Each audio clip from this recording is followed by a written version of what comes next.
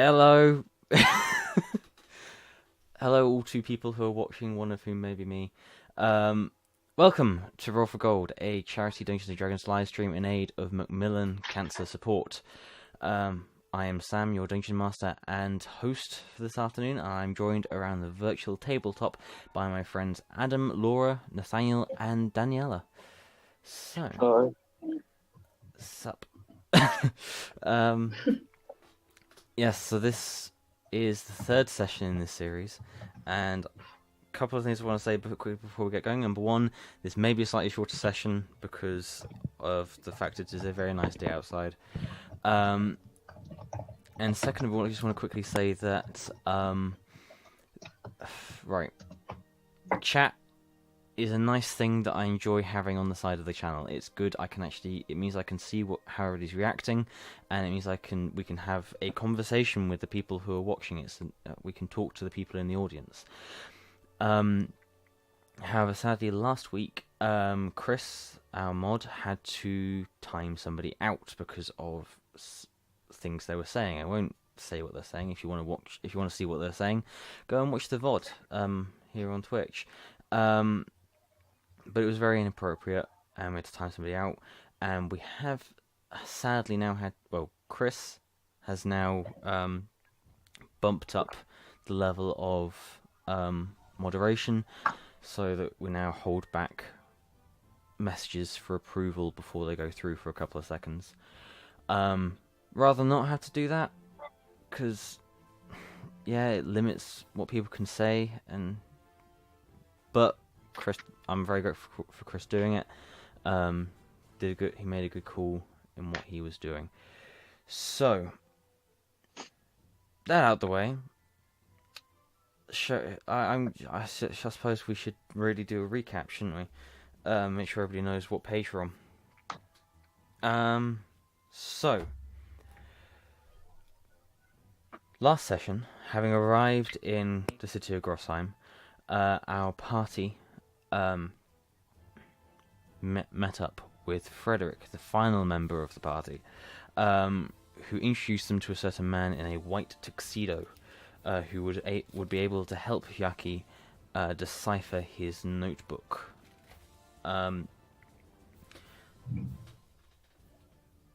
They arranged a meeting with him and had a meeting in the star quarters of the Edgar Heights Hotel in Grossheim, a very fine establishment run by one Charlie Tamsworth.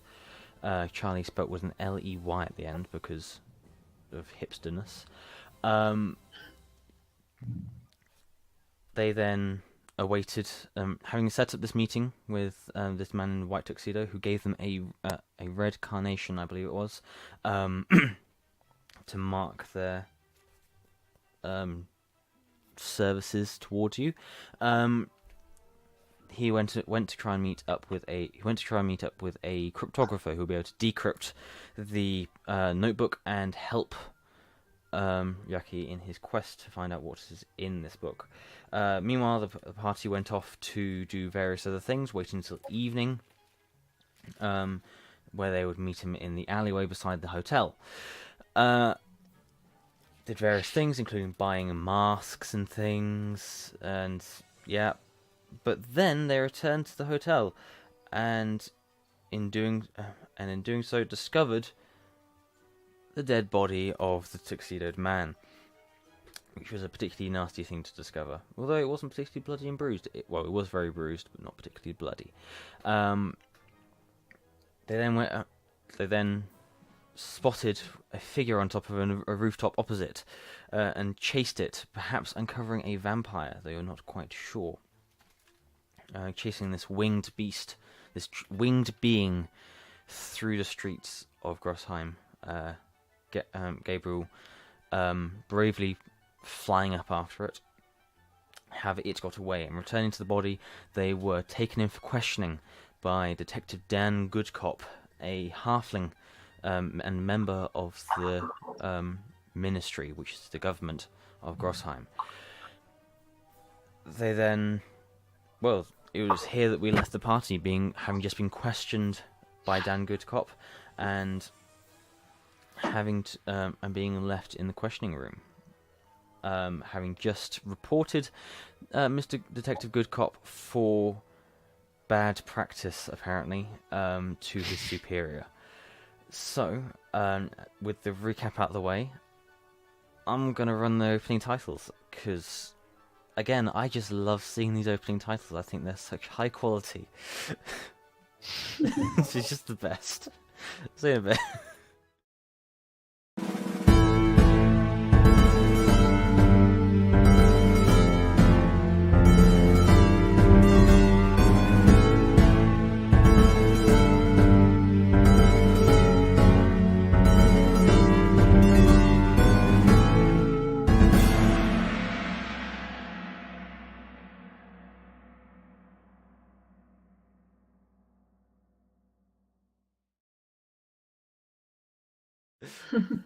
Hello again, we're back.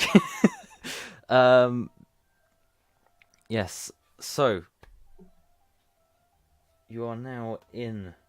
Okay, so Jaci, Shautha, Frederick, and Gabriel, you are now sat in the small room inside the guards' barracks. I don't know. What would you like to do now that you've been doing it? You've now been questioned. Well, I guess we better get on with deciphering this booklet. Not book, but notebook. Have we been let go, free to go now? Or Yeah, I think, if I remember rightly, you were told yes, you could go now. okay, what time is it? It's heading. Well, it's evening now, so it's heading towards maybe around 9 o'clock. Okay. Well, we need to find. Are we gonna try and get a lawyer, like they suggested? Yes, Yeah. I would recommend it. Yes, the lawyer you were recommended was Benjamin Sachs. Well, I very much doubt that we can get a lawyer at this time of night. Yeah. Yeah, you'd think that probably maybe wait till the morning to go and find a lawyer. Can we get some food at the hotel or something? That was something we were going to do before, wasn't it? Yes, you have rooms. You have rooms at the hotel. Yeah. I think start heading towards the hotel. And then decipher the journal there. Yeah, we Okay. could try and have a look and see. Okay, so as you leave the guards barracks, the place where you were questioned, as you're leaving, you can see being led in, not manacled or anything, just looking incredibly nervous, is Charlie, the owner of the Edgar Heights Hotel. She's looking very worried, and just smiles meekly at you, Frederick, as she walks past. It seems that she's being brought in for questioning. The murder having taken place right outside of her hotel. So you head back to the Edgar Heights Hotel. The Raven's still on its perch on the desk. Head up to. Do you have dinner, or do you just head up to the rooms? I don't know. What do you do? Yeah, Frederick can provide us with dinner at his bar. Not for free though. Well, you're part of the group, you got to start offering something. I have many useful talents, I hope you know. And I've been alive far longer than you have. Like bartending. Shush. Oh dear. We'll head into the bar before there's an argument. So you go into the bar and I'm assuming you grab a table. In this bar, Frederick, you'd know this. You don't order food at the bar. Instead, you have table service, and I forgot. There's a small detail I forgot to mention to you, Frederick, about this hotel. And in fact, none of you would have noticed this before because usually you don't see them. But as you're sat at the table, looming over it, comes a massive shadow, and for a second you think that one of the ministerial guard automata have turned up and are about to ask you more questions, a notebook in its hand. But then you realise that this is not as sleek and as nicely made as the ministerial automata. This is just an automata, still humanoid in shape, still with long, thin arms and legs, but not bladed and with hands instead, ending in hands. This one's not as smooth as well. It's got quite angular edges to it, and it's got quite a few scuff marks. And across its chest, it's got the serial number DN15. In its hand, it's got a notepad and a small pencil in the other, and it's got a small penny tied around its waist. This massive, imposing figure looks down at you with its big green eye and says, "Hello, welcome to the Edgar Heights Hotel. I am work automata DN15. Designation Dennis. How may I help you?" And he just kind of whips out from behind him a bunch of menus and just hands them to you. You have an automata here. I didn't see it before. Frederick, you'd know that the automata are only generally used later in the evening when people are less available to work the bar and things. Yeah, in fact, it was Dennis who was, when you headed out with the rest of the group earlier in the day, it was Dennis who was left on the bar. So.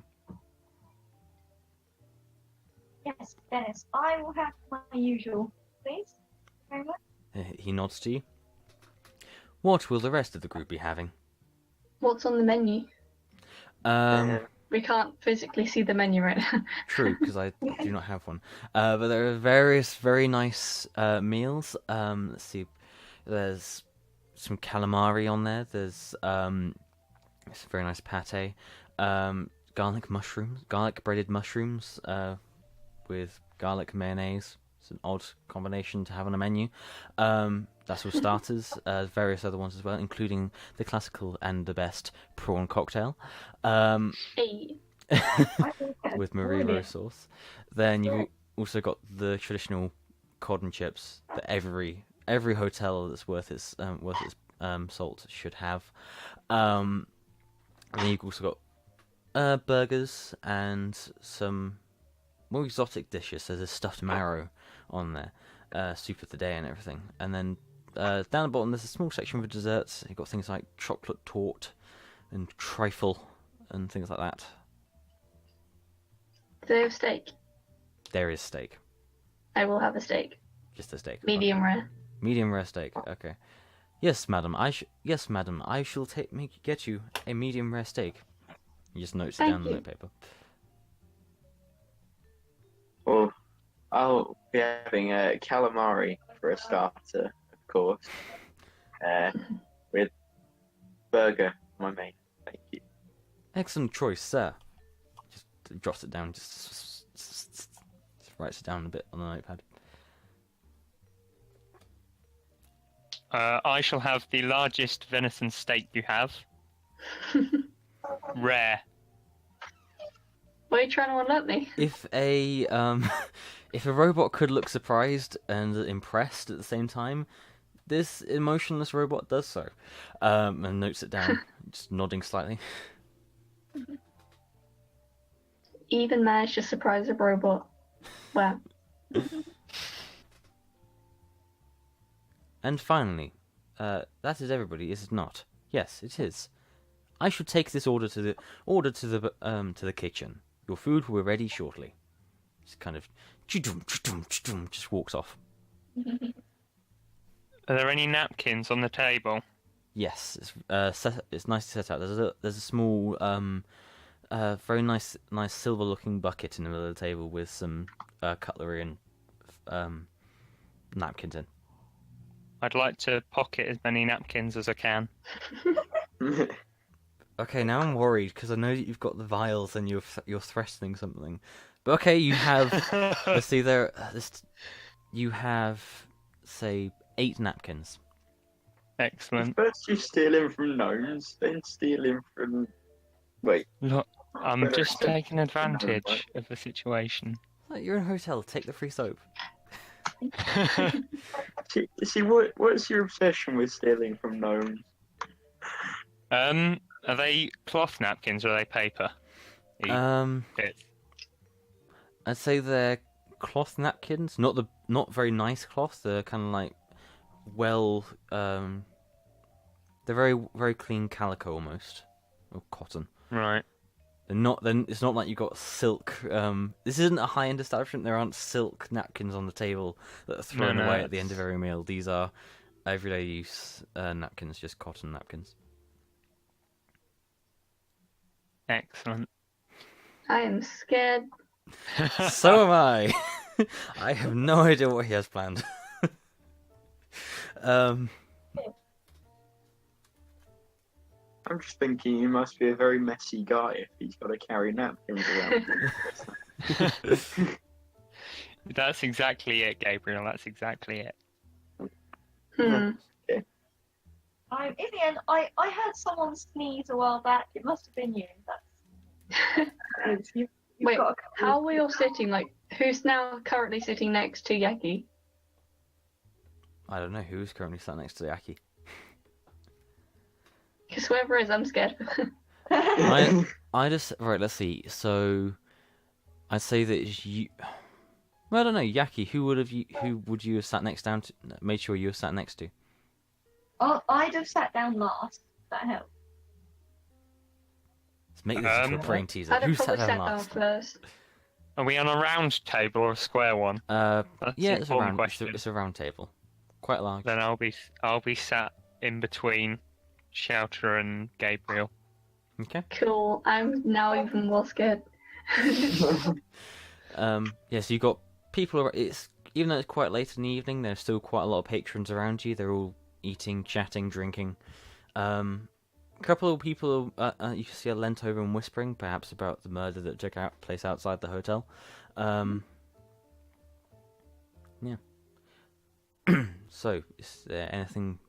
If there's anything like you'd like to talk about over dinner, go for it. If not,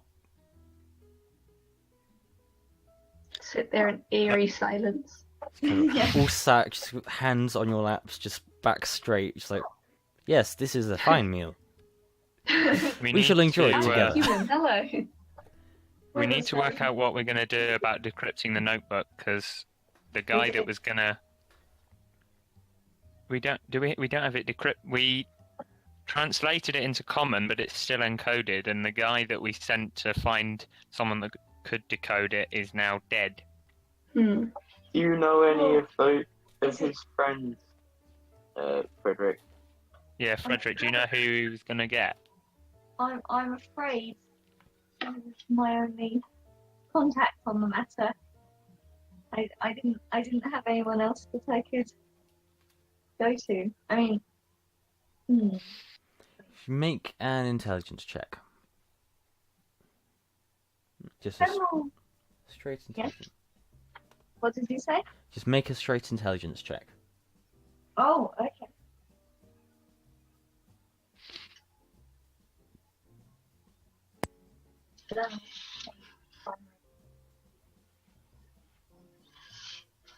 What?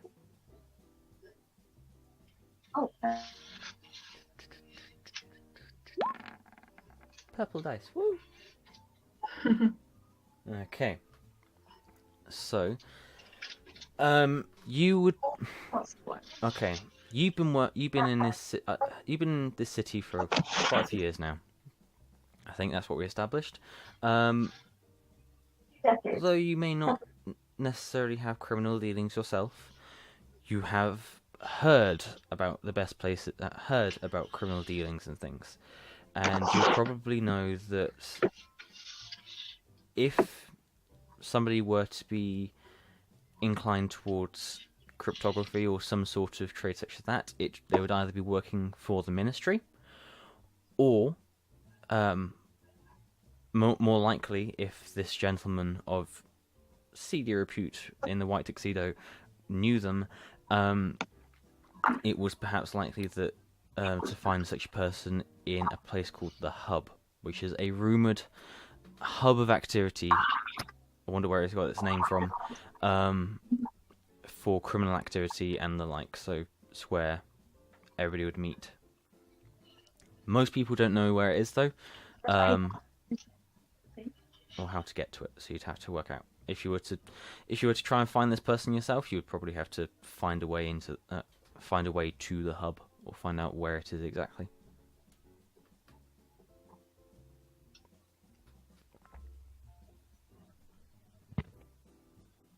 Sorry, we should cut out a bit there. Okay, do you need me to repeat anything? Yes. Okay, so you'd have probably heard of a place called the Hub, which is, surprise, surprise, a hub of criminal activity in the city.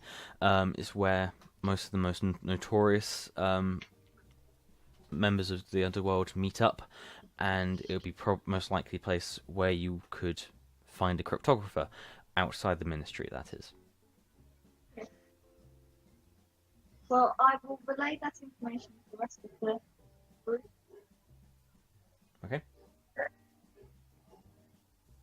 Maybe the lawyer has represented someone that knows or is part of this hub. Okay. So we could ask. This would be the best route to find that.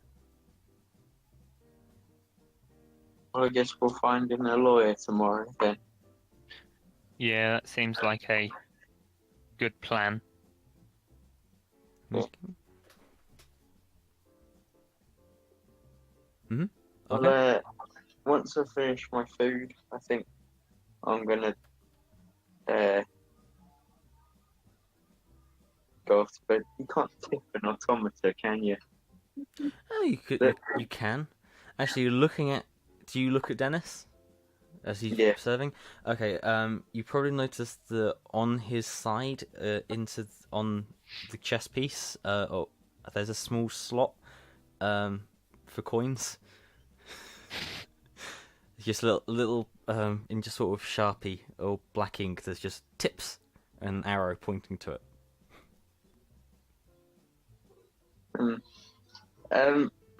I would have absolutely no clue what would happen to that money, though. No, you wouldn't know, perhaps. I probably know. What do I know? Frederick, you would know... Frederick, perhaps at some point you've been tasked with collecting these tips.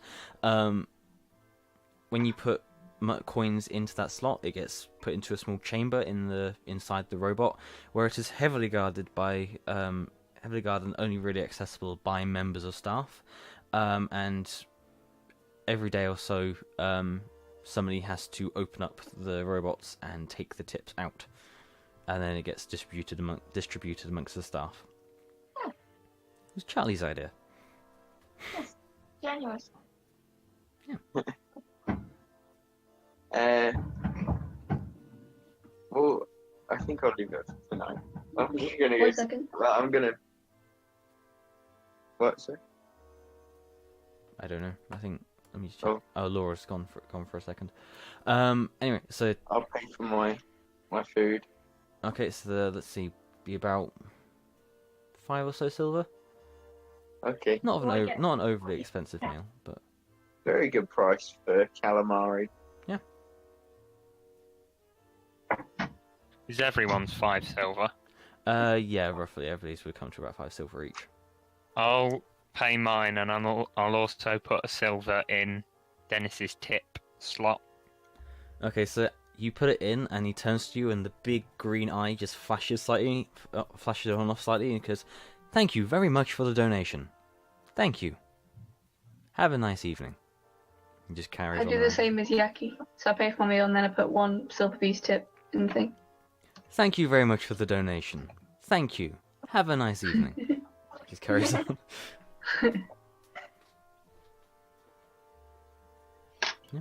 I will merely pay for my meal because I know that whatever tips I get will go partly to me anyway. Yep. So Dennis just looks at you and says, "Discounted rate applied. 4 silver, please." No. Because member of staff. Why Again, was this still not offered to friends of members of staff? because everybody's a friend at the Edgar Heights Hotel Lounge. Oh, Sorry. that was very cheesy. I That's retched so slightly. Just swallow the sick back down there. Sorry about that. Okay.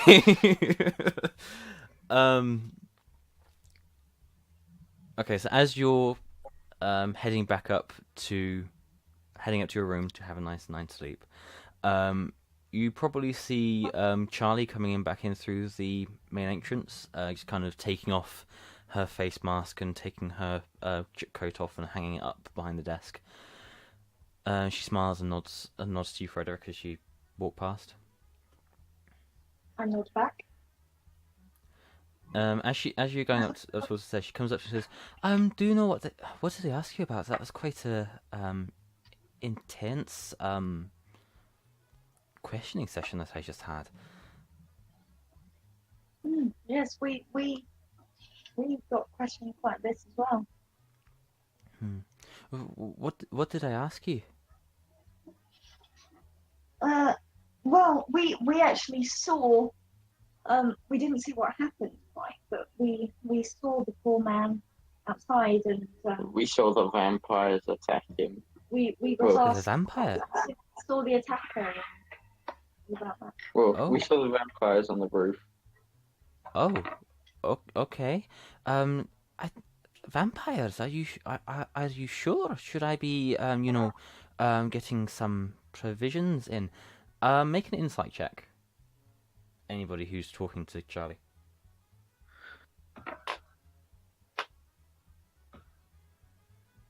Get some garlic here. Yeah, I cannot see my dice. Let's see. Like, Jaci. Okay, so I say Shautha. She seems a little bit shocked that you saw somebody, or shocked when you mentioned that you saw somebody. Jaci. Beads of sweat emerge on her brow when she hears this, and just roll down. She just quickly wipes them away. She looks slightly worried for a second, and it just passes. Does it look like fear, or like of the vampire, or does she look nervous? She looks more like. I don't. She doesn't look of. It's not a look of fear. It's more of a look of concern. Not as in concern that she might get killed in her sleep, but concern. I don't know. You got a natural 20, so I don't know how to word this. Concern for somebody. Okay. So it's a look that you'd probably get if, let's say, I don't know. If you heard, okay, so if you knew that, let's say, either one of your parents or a loved one were travelling on the road, and you heard that there was a road accident on the road that they were travelling on. It's that kind of look. Okay. I smile and head up the stairs. Okay. So, if you glance back momentarily, you just see see her quickly just wiping her brow and just replacing a broad happy smile onto her face, covering up anything that you might have seen. She just kind of then strides off, this impressive half dress flowing behind her as well. You start here giving orders and taking orders in the cafe, in the lounge rather. You head up to bed, Yep. and have a good night's sleep. Before we, there's something I want to do, but I want to whisper it to you. Okay, so you message me in Discord. I can. In Discord, okay. Yeah, either that or use the whisper command on Roll20. No, I'll just do it on Discord. Okay. Now I'm even more scared. You think you're scared? I'm terrified. I don't know what he's gonna do. You're supposed to know everything, Have sir. the vials got stoppers? I'm assuming they do. I'd say so. Yes. I'd say that you would have if that's what you need, you would have got them. Yeah. So, meanwhile, is there anything anybody else would like to do? Just go to sleep. Just gonna go to sleep, just cradling your axe, licking the remnants of egg. Because it's only been one day. This is all the same day that this has happened. So it's a busy day. I might have a little blow on my new pipe before Okay. I go to sleep. Jaci, roll me a d6. D6. Yeah. Just First Just straight D6 we've seen. Okay. There's your answer. okay. I am terrified. I'm Now sure you can I've work out what's going on. I've now here. guessed what it is, but I'm so terrified. Just give me 2 seconds. I was just What is he doing? I don't know. I'm typing at the moment.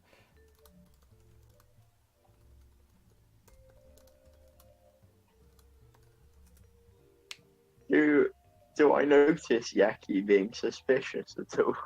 That's not very nice, Sam. I know. I suppose that's fair enough, but but otherwise otherwise I'd it's- start stocking them up. Yeah, just kind of like just vials and vials of just this. It's just I don't know. Where are you doing this, Jaci? In the bathroom. In the bathroom. Okay. I've told them I'm going to the toilet. Okay, Gabriel. I think you just make a perception check. Can I make a Okay. perception check? Sure. This is also based on the fact that Oh, he's wait, stolen a actually, load no. of napkins. Please don't roll a natural 20. Please roll a That natural would be 20. hilarious. Ah, Well,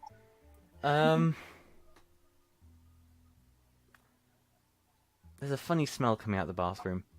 You don't know what a Dragonborn is. Maybe I'm just going to the toilet, guys. ugh. Maybe. I'm gonna This is I'm what gonna people knock come on for. the This door and is say, I want to go in there after you. Don't think it out. yeah, Jaci. This is quite a nice bathroom. It's got clawed bathtub, small sink. The toilet is still just a hole in the ground, hole in the floor, effectively. But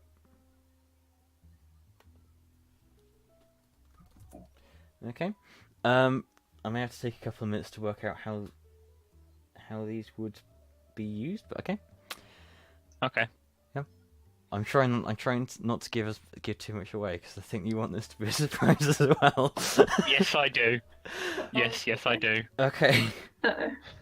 So, is there anything else anybody else would like to do? Nope. I think we've had a long day's I don't know. adventure, being questioned and things. Okay. Absolutely interesting. Witnessing a murder. I hit the head. Yeah, just finding a body. Chasing a vampire through the streets. You know. It takes a bit out of you, you know. Out of interest, quickly, Frederick. You work at the hotel, but do you have your own room here, or do you own a house elsewhere in the city, or a flat or anything? You've cut out. I Yeah. can't hear you. I was just wondering. You don't have to answer now, but I was just wondering whether Frederick has a house in the city, or whether he lives at the hotel, or... I live at the hotel. I don't have my own Okay. house. I wasn't planning on living here for that long. Okay. So, I was just intrigued because you might have a place to go. Yeah. So just tell you what. Let everybody roll a d20, please, just for the fun of it, just to see how well you sleep. Because this is something I've seen being done in other things. I just want to know. Have I I didn't rolled sleep 2? too Oh, I good. rolled 2 by mistake. Take the first one. Yeah, take the first one. Okay. Not that they're different. Shautha. Okay, Shautha. You have. Oh, Let's see. Shautha and Frederick and Gabriel, you all have bad dreams. Shautha particularly, it's just witnessed a murder. you're racked by nightmares of the battlefield, not necessarily just fighting in general, but most definitely of your defeats, and especially that one particular defeat. Frederick, you haven't actually sent me. I don't know much about you, but yeah, you just have nightmares. Perhaps your job being taken away from you by robots, being replaced by an army of Dennises. Gabriel, you have bad dreams and you just dream of demons, just the fire and the ruin. Not the whatchamacallit. Yeah, the Balor. Wait a second. The Balor. Yeah. You have dreams of that, the fire and the ruin and the lightning. And Jaci, you have a very nice night's sleep, remembering happy memories of your childhood and of adventures that you've had on the road. Yeah.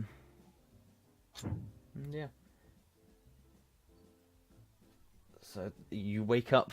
I'd say you've all rested. You've had a full rest. You are now back up to full hit points. I've done that already for you. But My full 19 hit points.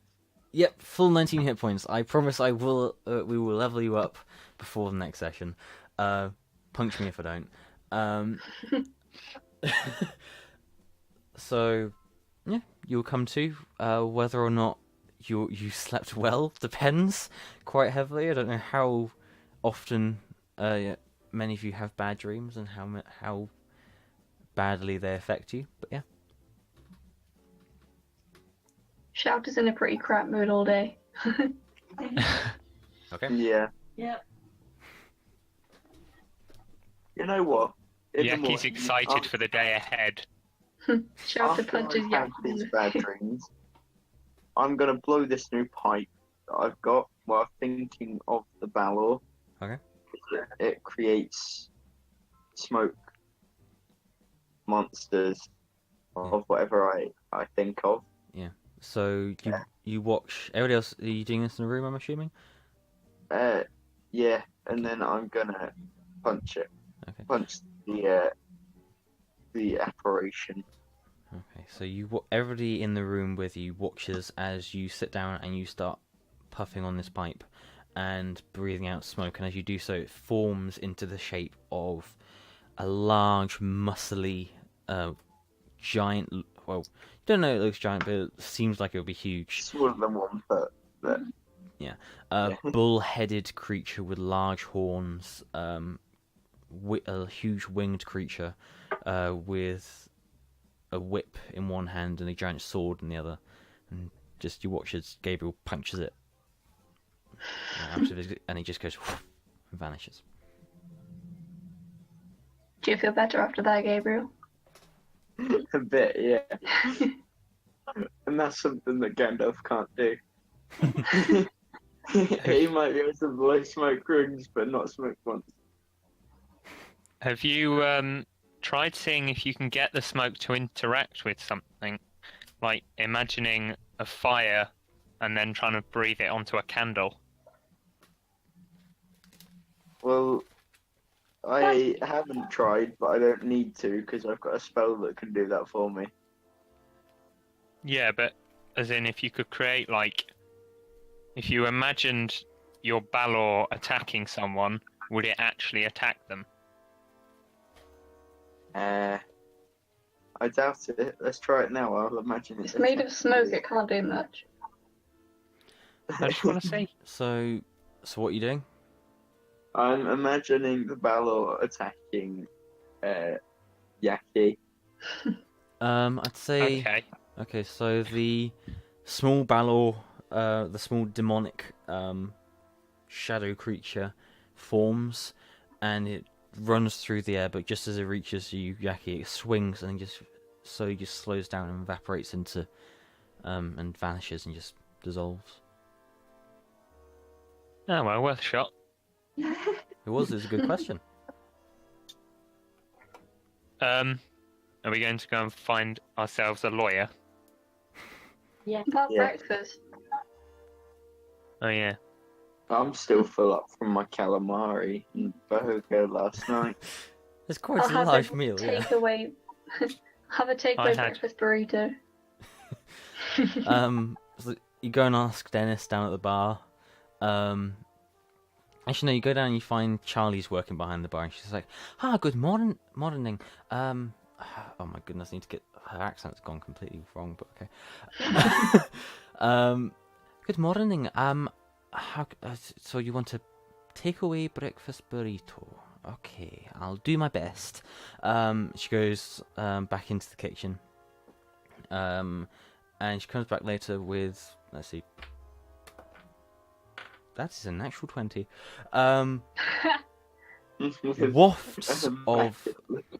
Wafts of egg and bacon and sausages and hash browns and beans come wafting through the open door and out into the lounge.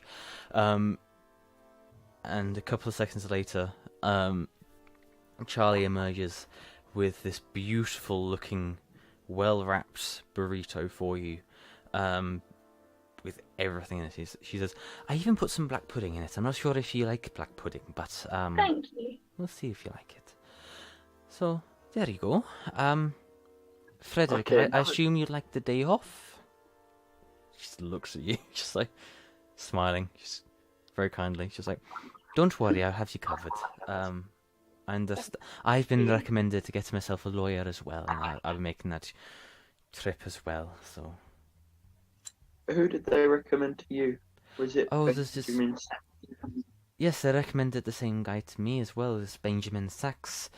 I'd say let's just... Okay, this is the last time I'm going to let you do this, but Adam, but Jaci, following from the natural 20, I'd say you still have dwindling knowledge of her, and you can see a small circular patches of red emerge on her high on her cheeks when she says his name. Oh. I've just realised my laptop's about to run out of battery and I don't have a charger. Yeah, Oh no. Okay. Oh dear. Run! Run like the wind! Run! Can I just say, a Shautha's mood lifts a little bit every time she eats part of the breakfast burrito. By the time she's finished, she's like 80% happy. Had to kill something to be 100% happy. Yeah. Okay. I'll be back. I need to plug in my laptop. Okay.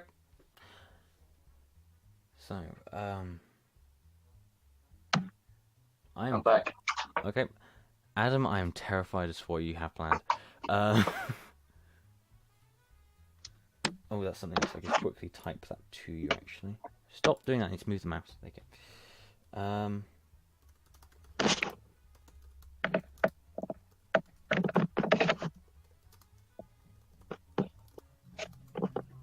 We'll just have to see what happens, Sam. Maybe I'll get to use my new toy. Maybe not.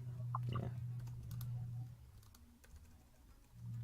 Your new toy? What's your new toy? Yeah.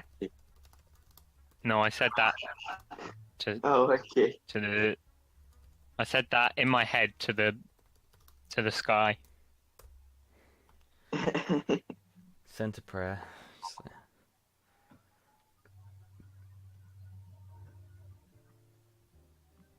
Okay, does that seem fair? I've just sent you a thing. Yeah, no, that's why I stopped you before we went to sleep. So you can still do stuff. Yep. But yeah, if you were to do it today, then you wouldn't be able to make more in the evening. Yeah. It's so difficult not to say anything. Can we just have a really big fight so I can... We'll see. Just walk into the lounge and says, "Who wants to fight me?"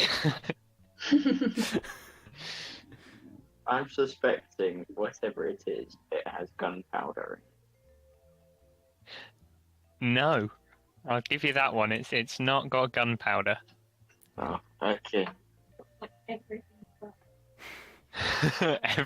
Everything else.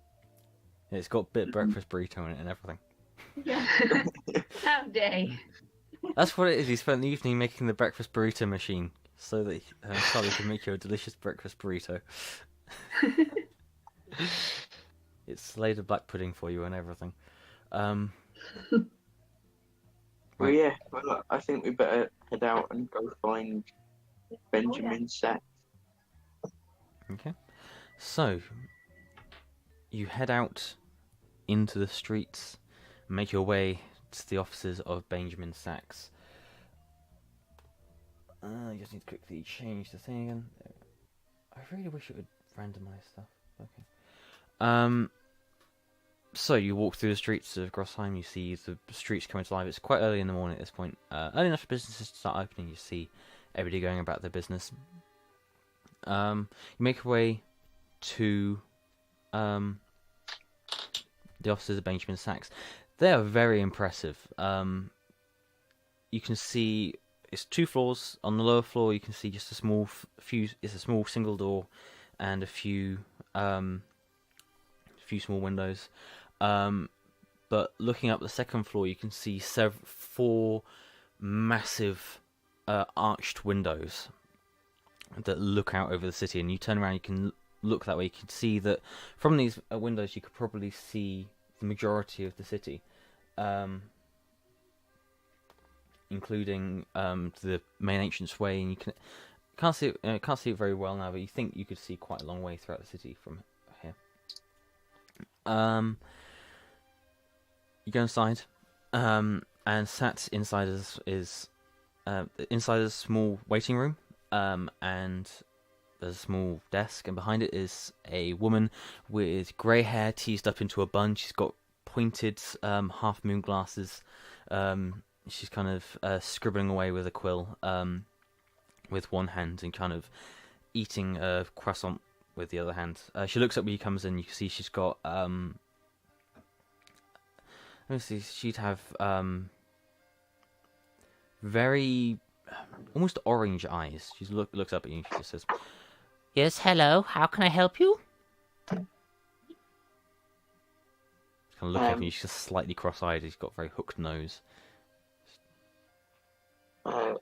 Would like to see Benjamin Sack. Yes, you've got yourself in some kind of trouble, haven't you? He hasn't got any meetings arranged this morning, so I'm sure he'll be fine to see you. He's not here just yet. But he doesn't mind people waiting in his office, so I'll take you up. She stands up from behind the desk, places down her croissant, brushes the crumbs off her hands, carefully not getting any crumbs or flakes of pastry on the document she was writing on, and leads you up a small flight of stairs behind the door. At the top of the flight of stairs is a set of double doors. Going through them, you enter into the office of Benjamin Sachs, which is a very impressive place. It's about, each wall is a massive square room. Each wall about 40 feet across. 3 of the 4 walls are bedecked floor to ceiling in bookshelves, just stacked. And there are some ladders on wheels that are on rungs, so you can move them around the room. And access the high shelves. You can see opposite. I mean, on the wall opposite the doorway, you see the massive set of windows, and through it you can see this beautiful morning scene of the sunlight streaming in through the main entrance to Grossheim, shining gold rays through the mist and the smog, making it all glow more orange and yellow than it usually does. See the city coming to life through the smog. At the very center of the room is a small wooden platform, circular wooden platform, about 30 feet across, in diameter, about only a couple of inches off the floor, and on it is a desk and 3 chairs. The desk is large ebony desk set in the middle, in the very center of this raised dais. On your side of the desk, the side closest to the door, are 2 2 chairs made of wood that look particularly uncomfortable, which is where you're meant to sit by the looks of things. And then on the other side, closest to the windows, is a large leather-winged armchair that looks very, very comfortable. It's not too cold in here. Looking up, you can see that the ceiling is about 20 feet up, and there's a large chandelier hanging from it. Okay. The receptionist kind of says, "Wait in here. There's only 2 seats. We don't have any spares. We don't tend to have this many people." She glances over you. "Or this variety of people.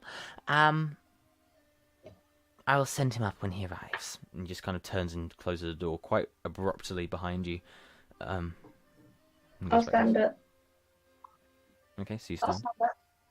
Can I just ask one more question I've just remembered? Sure. Do I have my hair back yet? Yes, you would have woken up in the morning and discovered that your hair had miraculously grown back in the night. Okay. Are there any coats or anything hung up in the room? No, but beside the door there is a coat. There is a coat stand. You know, the kind of thing that they used to do on the inside of the TARDIS door. But nothing hung up on it. Not at the moment, no. Right. Stop stealing from people. I'm not stealing. I'm just thinking. Okay. Yeah. Do you move into the room? So you begin to move into the room proper, and looking at the desk. Do any of you look at the desk? I'm not sure. Yeah. Yeah, I'll have a look on his desk. You hop up onto the desk and have a look at his desk. It's covered in an organized chaos. And in the very on the end of it, closest to the very wooden-looking chairs, which in what would be the exact center of the wooden dais, you see this very strange-looking thing. It's a black glass pyramid, and if you look inside it, you can see that there's a pearl set in the very center. You're not sure what it is, what it does, but yeah. I'm gonna put my axe on the coat hanger thing. Okay, so you hang your axe on it, and he just kind of creaks and leans to one side slightly, but doesn't fall over. Are there any windows? Yes, there in are the 4 room? massive floor-to-ceiling windows that look over the city. I'd like to look out the windows and just see if I can see the Edgar Heights Hotel. Make a perception check.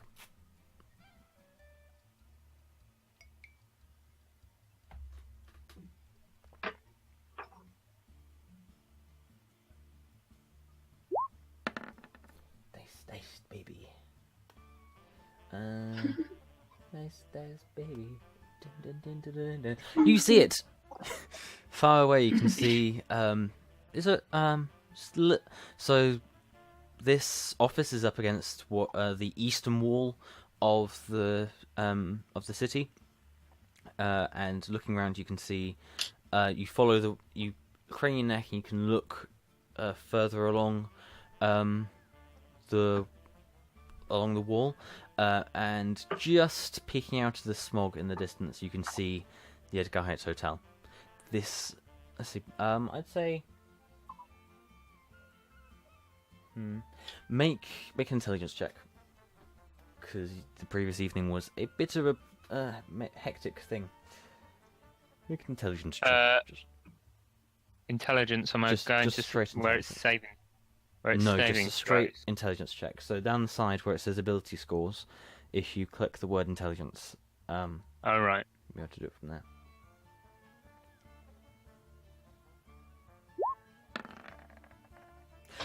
Yeah, you easily recognise that the winged creature would have flown roughly in this direction. That's what I wanted to know. Uh-oh.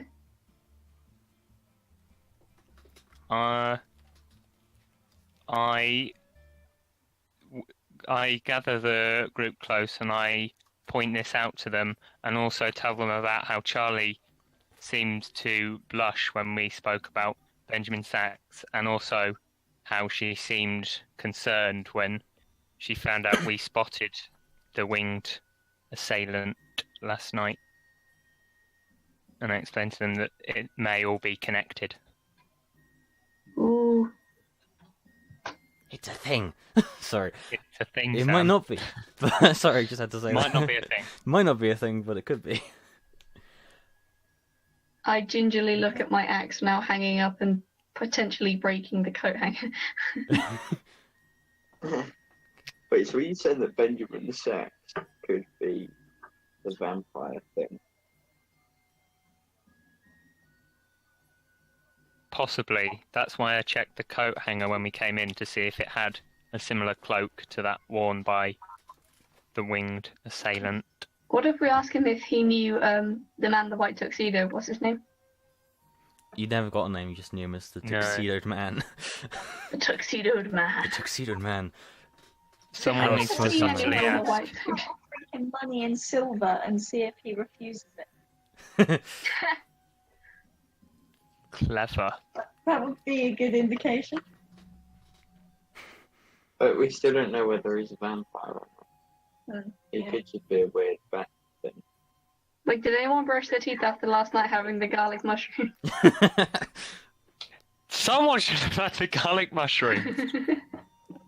I mean, Taking a I handful can of place them. the object as garlic, but I can't create a garlic. Someone, Right, if you someone. give me a cracker, I can make it When garlic.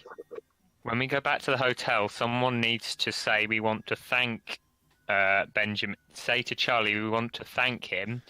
Do you think he'd like the garlic mushrooms? just see what Yeah. she see how she reacts. Absolutely. Wait, as Sam, you- can I go up to him and like show him my small silver raven and see how he reacts? Just like hold it close to him. Sure, he's not here yet, but sure, when he turns Yeah, up. I'm waiting for him to arrive. You're going to hold Hey, look at silver this! raisin. Like, feel how heavy it is. So, this is really heavy. What do you think? It just falls to the floor. Sorry. Right, so, okay. Whew, calm down. Okay, you watch... Okay.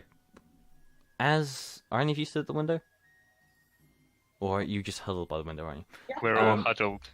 Okay, Yeah. as you're all discussing this in your little huddle, you hear the door at the other end of the room open and close, and a voice say, hello there, yes, hello, and you turn around, you can see, a tall, about 6 foot, tall, gentleman, hanging up a coat on the coat rack. What colour coat? It's black. Okay. Sorry, this reminds me of a conversation I had recently, doesn't it? He's a... This is Benjamin Sachs. He is a 6 foot tall, very slender looking human male. How pale is he? That's he's what I kinda was going to He say. has... His skin looks very emaciated, almost emaciated and a little bit malnourished, and he has sun-starved white skin. This is Looks our very guy. pale, and you watch, even he takes off his breathing apparatus and he instantaneously just breaks down into a coughing fit. Just pardon me. He has looking at him, you can see he's got very sharp features made that appear very sharp because of how thin he is, and it could be considered handsome. You're not quite sure. If he was a little bit healthier, he would probably look very, very handsome. He's got very long.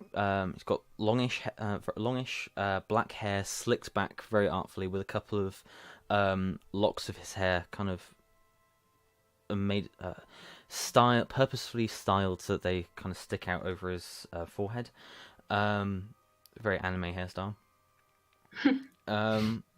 He's wearing a very nice crisp black suit with a black tie and white shirt, and he's wearing very well shined leather shoes.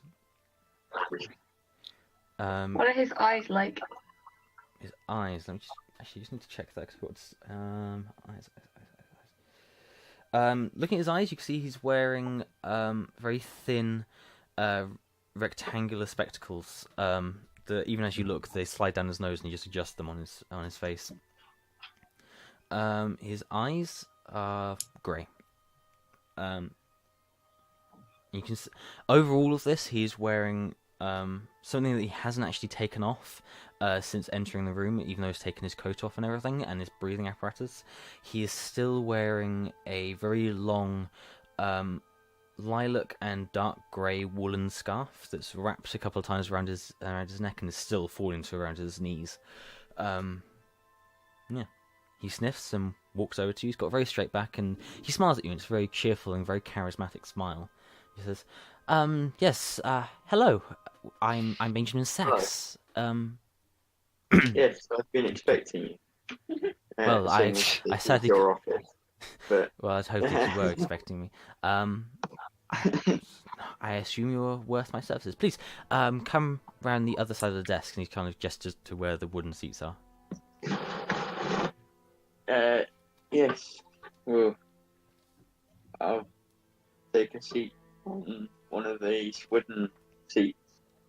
Okay. Wait, can I use prestidigitation to create myself a cushion?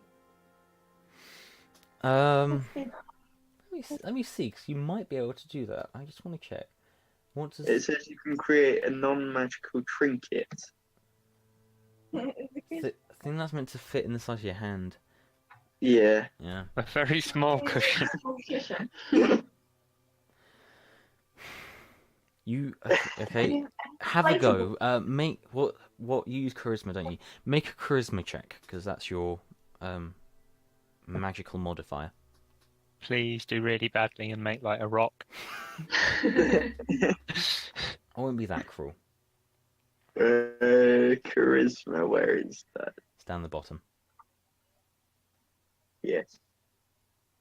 It's so sad how I have a mental image instantly of the character sheet and know where everything is. No. Okay, so 23. I've made myself a perfect cushion. Okay, so what you do is you focus really hard, and in your hand materializes a very, very compact piece of fabric, piece of stuffed fabric. It instantly goes and just expands out into a very thin cushion. It's going to provide you some level of comfort, but not very much.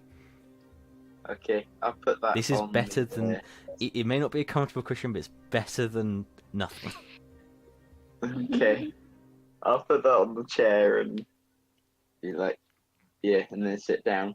So he kind of says, "Oh yes, I'm sorry. I've been meaning to get some more comfortable seats for people." He just breaks down to another coughing fit momentarily. You're Recovering. right. You seem to be coughing. Yes, I'm just. I've lived here for quite a few years now, and I still haven't quite got used to the smog. I don't see how some people can walk around without these face masks. Most intriguing how they've managed to adapt themselves. He readjusts his glasses on his nose and just kind of, I'd say in a very, very familiar way, he brushes the hair out of his face. There is somebody you've seen do that before. Just saying. Do I remember who? I'd say anybody who wants to make a intelligence check. Please. Okay. Anybody who wants to, who thinks they want to do it. Hang on.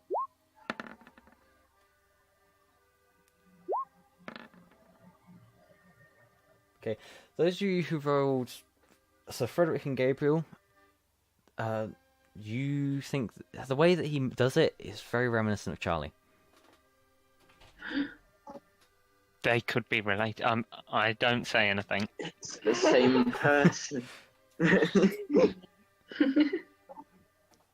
I explained that we are suspects of murder to someone wearing a white tuxedo and then like stare at his face very intently.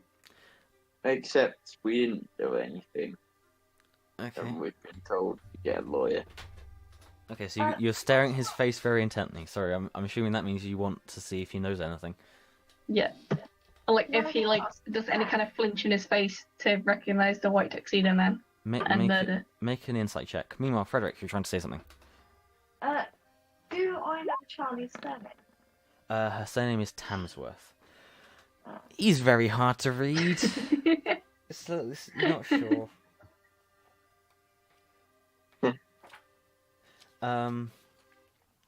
Yes, so would you like to, well, would you be able to be our lawyer for this case? We've heard you're very good at it. He blushes slightly and it just brings a very small amount of colour to his very pale cheeks. And he says, Does the blush look similar to Charlie's blush? no. No, it's a more wholesome blush. It's more of a grey blush. It doesn't adds a little bit of colour to his cheeks, but it covers his entire cheeks rather than just the tops of his cheeks. Just trying to find the thing.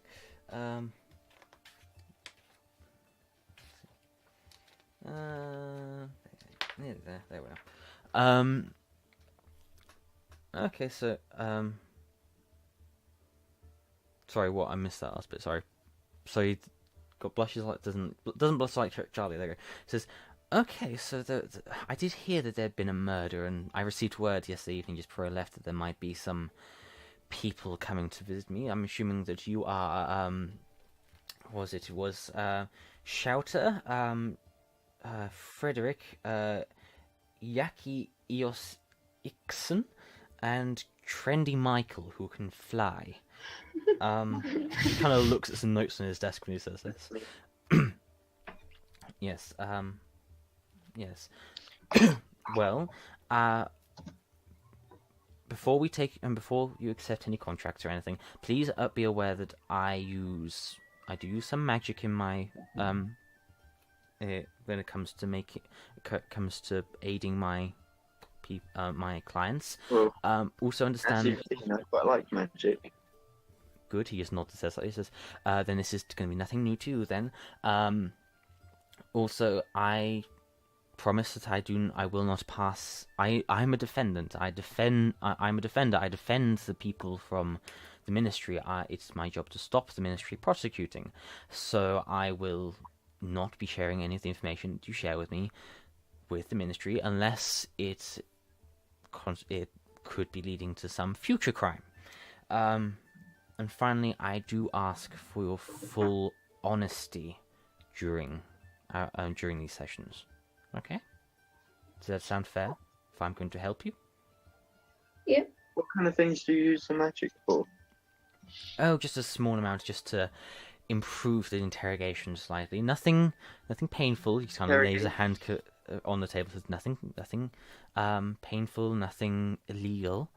But don't worry, I have all my paperwork sorted. Yes, we'll see what happens. Says, so, do you agree to my terms? Yeah. Okay. Yeah. He pulls out, he opens a drawer on the side of his desk and with a flourish produces a scroll and rolls it and says, here is your contract, please sign here. It's an agreement that you will pay we'll address payment when it comes to it. But sign down here for me, please. All of you. Can I Yeah, I'd read like to the read it entire first, just to thing? check. Okay. Just I just sign it blindly. okay. So Shautha signs it. Meanwhile, everybody else make an insight check. Just make sure there's nothing weird with it, and check the price as well. I might as well be a lawyer myself. This is not going Yaki, well. Yaki, this is an excellent contract. You should sign this straight away. Meanwhile, the other two, you read through it. It seems entirely legit. There's no double crossing. There's no running you in circles. It's very straightforward. There's not even any small print saying that you agree to take his that you agree to give him your soul if you fail. That's nice. It's a standard contract. It's very well worded. There's no loopholes. No loopholes on his part anyway. And yes, when it comes to payment, it says that the matter of payment will be addressed upon the completion of the court meetings and things. On the completion of the issue. Well, does that mean you're going to charge us a lot and we can't back out of it? Potentially. It depends on how damaging this is to my reputation. He smiles. Just like...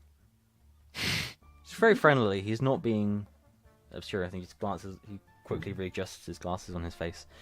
Just smiles. And what's the price that you usually charge? Oh, standard price is around perhaps 200 gold pieces. Although 200 gold pieces for the high-profile cases. Although I do accept that not everybody can afford such an amount, and so I can perhaps run the service for 100 gold pieces for the 5 of you, or 4 of you rather. That's not per person, that's for the whole group, right? That's be for the whole group, yes. Good. Okay. Does that include for... there's one more person that I've heard might be coming to see you soon. Yes, he looks at his notes again and says, yes, Miss Tamsworth. Yeah. Yes. That's it.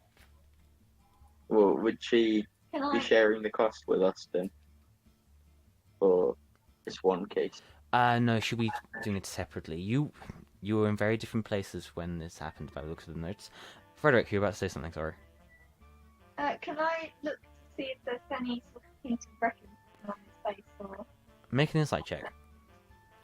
I shall do I'll the do it same. too. Everybody who wants to observe, make an insight check. Right? For How are you so good at this? Yeah, the scenery behind him is just so beautiful. It's like, it's smog and very difficult to breathe, but it looks so beautiful in the morning sunlight. I was rolling so well earlier. Yeah. It'll go back, don't worry. Shautha and Frederick. There's a hint of recognition. Gabriel, he blushes. Ooh, Very slightly. Mm. I ship it. I'm hoping that... sorry, I just want to step out for a second and say, I hope that, Adam, you get the reference. Sorry. What? When? Where? A certain Soon? Charlie and Benjamin. You might get it eventually, but I'm not sure if you get it straight away. Is it more like Charles? Yes. Okay. No matter. Right, stepping back in. Oh, Sorry. Not that it necessarily means anything. It might just be an Easter egg, but... I mean, am I allowed to know in this what this could? I suppose I'm not, am I? No. I'm saying now it's just a little Easter egg that their names are Charlie and Benjamin. Okay, Sorry. that's upsetting. Okay. I'm going to offer that if we're working on this case, well, no, not this case, if he's going to be our lawyer, that we talk in somewhere more comfortable, with comfy seats and stuff, and offer to buy him some garlic mushrooms back at the hotel we've been staying at, because very nice. Oh yes, I do love some garlic mushrooms. They are particularly nice. My favorite dish, in fact. I will say that for future meetings, yes, I'll gladly meet elsewhere in more comfortable. Is he surroundings. lying about them being his favourite meal? Make an insight check.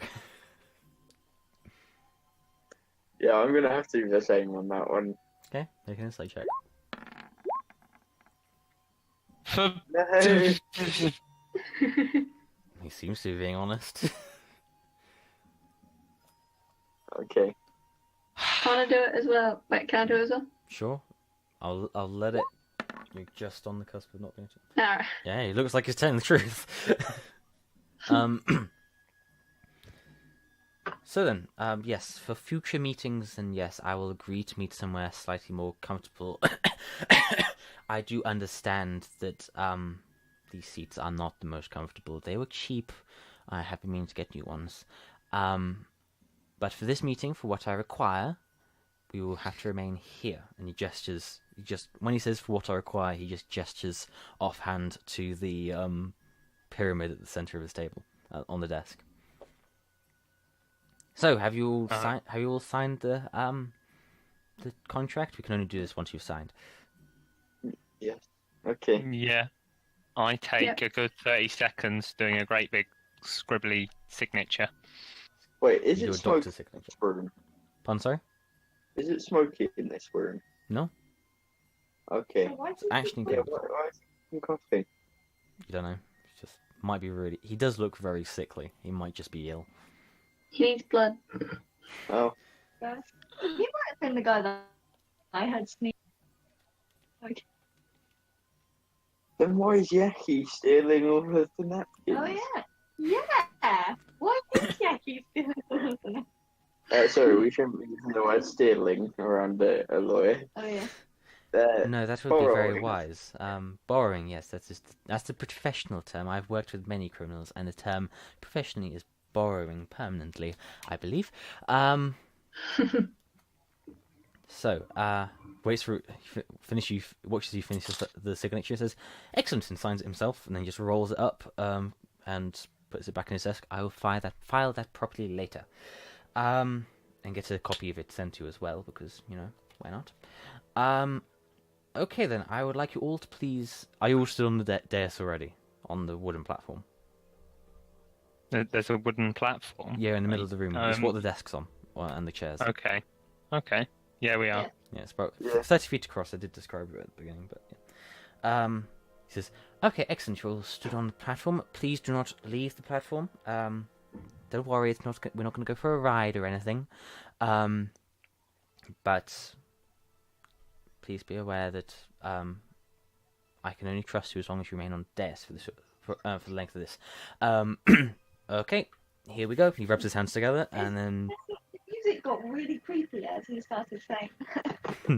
and then he places his hand. He just taps the point of the pyramid. It glows for a second. You can see inside it this pearl glowing slightly, and you feel a pulse of energy go through all of you. And for a second, you see a bubble of golden light expand out of the pearl and encompass the entire of the dais and the table and the desk and the chairs and all of you. Let me just quickly check what I need you to do. Sorry for the tapping. I just knocked my head against my microphone. Okay, I need you all to please make a... Oh, I did write it. Where have I written it? Oh, it's over here, isn't it? Sorry. This is terrible. Why am I... I'm being absolutely dreadful. Did I write it here? Yes, I did. But I didn't write down the DC. This is excellent planning. This is excellent content. Okay, I'd like you to all to please make what's this? For crying out loud. Charisma saving throws, please. Unless you would like to, you can automatically fail these saving throws, but if you would like to resist it, please make a charisma saving throw. I'm really bad at Christmas, and I've been rolling really bad, so... Okay. So Wait a second. All my charisma's good. Oh, Roll is the hazard. Okay, everybody but Frederick. Okay, so Frederick, you feel a spell try to take effect on you. Why? That's not very nice. I told you I'd be using magic, and you can tell that he is telling the truth. Jaci, Gabriel, and Shautha, you are now unable to tell a lie. Oh. He has just cast. Those of you who are magically inclined will probably recognize this as the spell Zone of Truth. Whilst you're inside this on the dais, on this 15-foot radius area, for the next little while, you cannot lie. Frederick, you can lie because you saved against it. But Well, everybody I'm else, you have to a tell the truthful truth. person Anyway, so it doesn't really matter. I'm sorry? I'm quite a truthful person anyway, so it doesn't really matter. Okay. Well, What? shouldn't have to be a problem then, did it?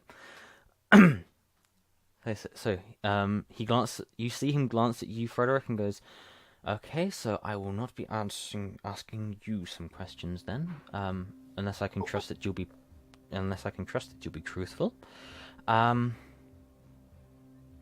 He looks at the other and says, "So then, it says here that you didn't know the gentleman in the tuxedo before you found him dead. Is this true?" we met him before we saw him in the alley. Well, when you say met him, we saw him. Never found out his name or anything. Did you speak with him?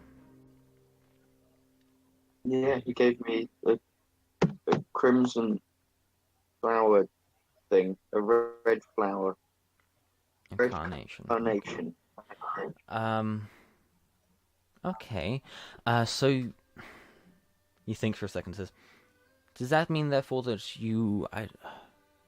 I don't know if you're accustomed with the traditions of the criminal underworld in the city, but I'm assuming therefore that you agreed that he agreed on some service he would provide for you.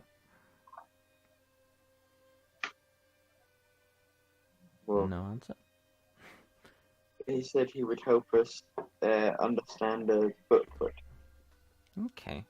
I'm not going to go into details about this booklet unless, of course, Not booklet, is this notebook.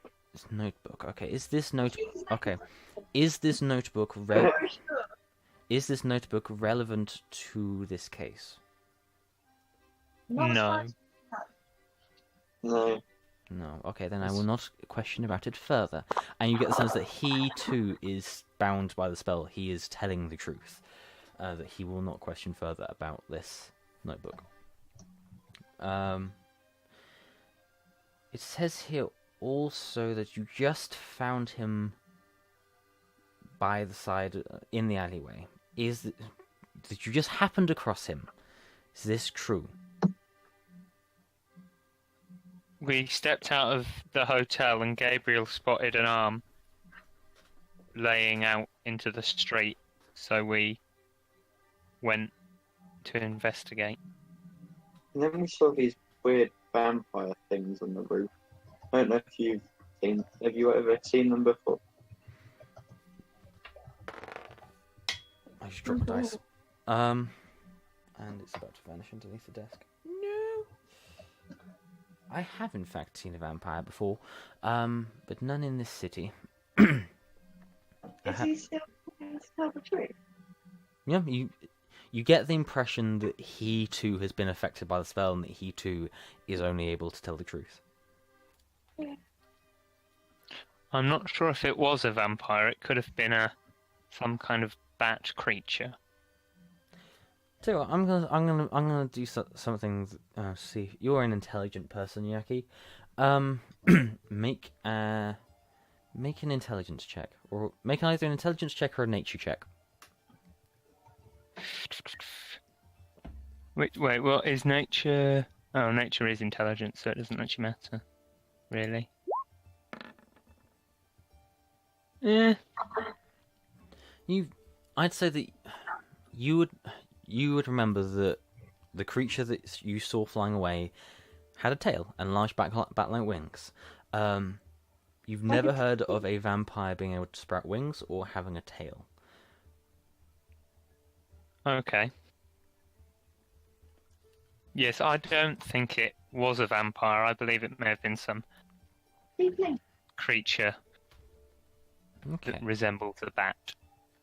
Resembles a bat. Green butterfly. I don't know if have you heard of such a creature? He takes a second and pauses and says, he just doesn't say anything. Okay. Just says, I have heard of such a creature. Yes. But Oh, have you really? seen such a creature? But I'm sorry. If you'd like, I can blow a puff of smoke on my thing, and I can create an image of this creature that we saw on my pipe. Did you see its face? I think so. Did we see his face? The figure you knew was a male, was wearing a hood and then was also wearing a face mask, so you weren't able to see clearly their face. Does the mask resemble Benjamin's mask? A little bit, although a lot of the designs for masks in the city do look very similar. Okay. Do you know what this creature is called? Okay, he breathes out like that, and he just kind of like takes a moment, just seems to thinking and weighing up his decisions, and says, "Have you ever heard of a succubus?"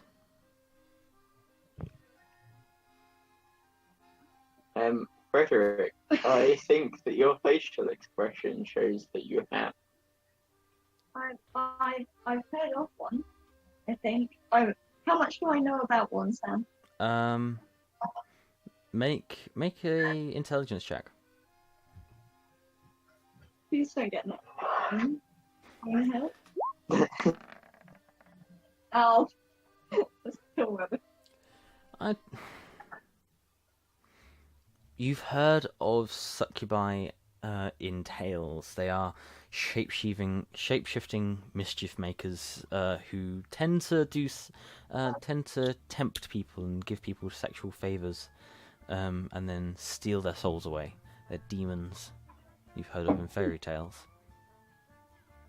I don't like demons.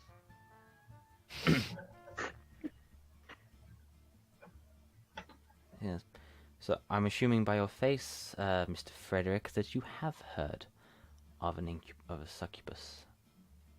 Yes, I'm quite sure that they were highly real, but I have heard of them. Excellent. Well, there you are. Wait, are you gonna fill into the rest of what they are? Yeah, Yeah, okay. I'll tell the rest of you what I do know, what I know.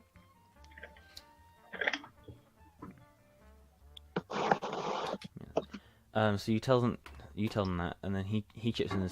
Benjamin chips in and says, "They're little more. They are more than fairy tales. They are actual demons, and yes, it is true that they can kill with a kiss. Those who they have charmed, leaving no trace of the kill. Well, But yes, they left a trace this time. but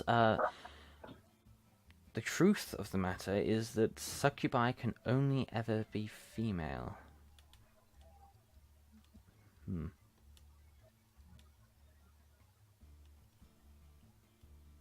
So What? Wait, How does? it looks like a male, didn't it? well, there you are. Can't have been a succubus then, can it? Smiles at you. By the way, if you ever want to know if somebody's hiding something or anything like that, just say, do I believe him, or do they seem like they're hiding something? Yeah. And I'll make you make an insight check. Yeah, Just say that I now. want to ask him. I want to ask him what race he is. And how he knows. So you ask him what race he is. Yes. Takes a second and says, "That is a very impertinent question. How do I know so much about succubi? I have met some."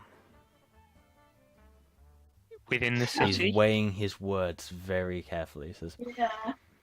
Within the city? "Not within this city." He's very hard to read. Very, very hard to read. He's a lawyer. He's very good at hiding things. Yeah, it sounds it. Yeah, I'm going to do the same. I'm going to have to check.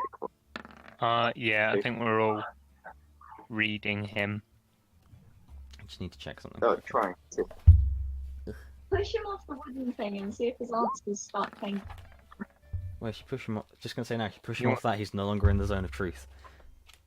Exactly. He'll be able Well, to. that's my He'll point. be free to lie. Well, that's my point. If he puts us entirely at ease once he doesn't have to tell the truth, then we know that something's up. Wait, I Is still there a male didn't get variation of an the answer succubus? for what race he is. I'm guessing you're not human then. He is very hard to read. He's Mars. Think whatever you want to think. Anyway, I was the one asking the questions until you rudely interrupted. Wait, I want to ask a question. Last one. Just kind of smiles at you very dangerously. Can there be male variations of succubi?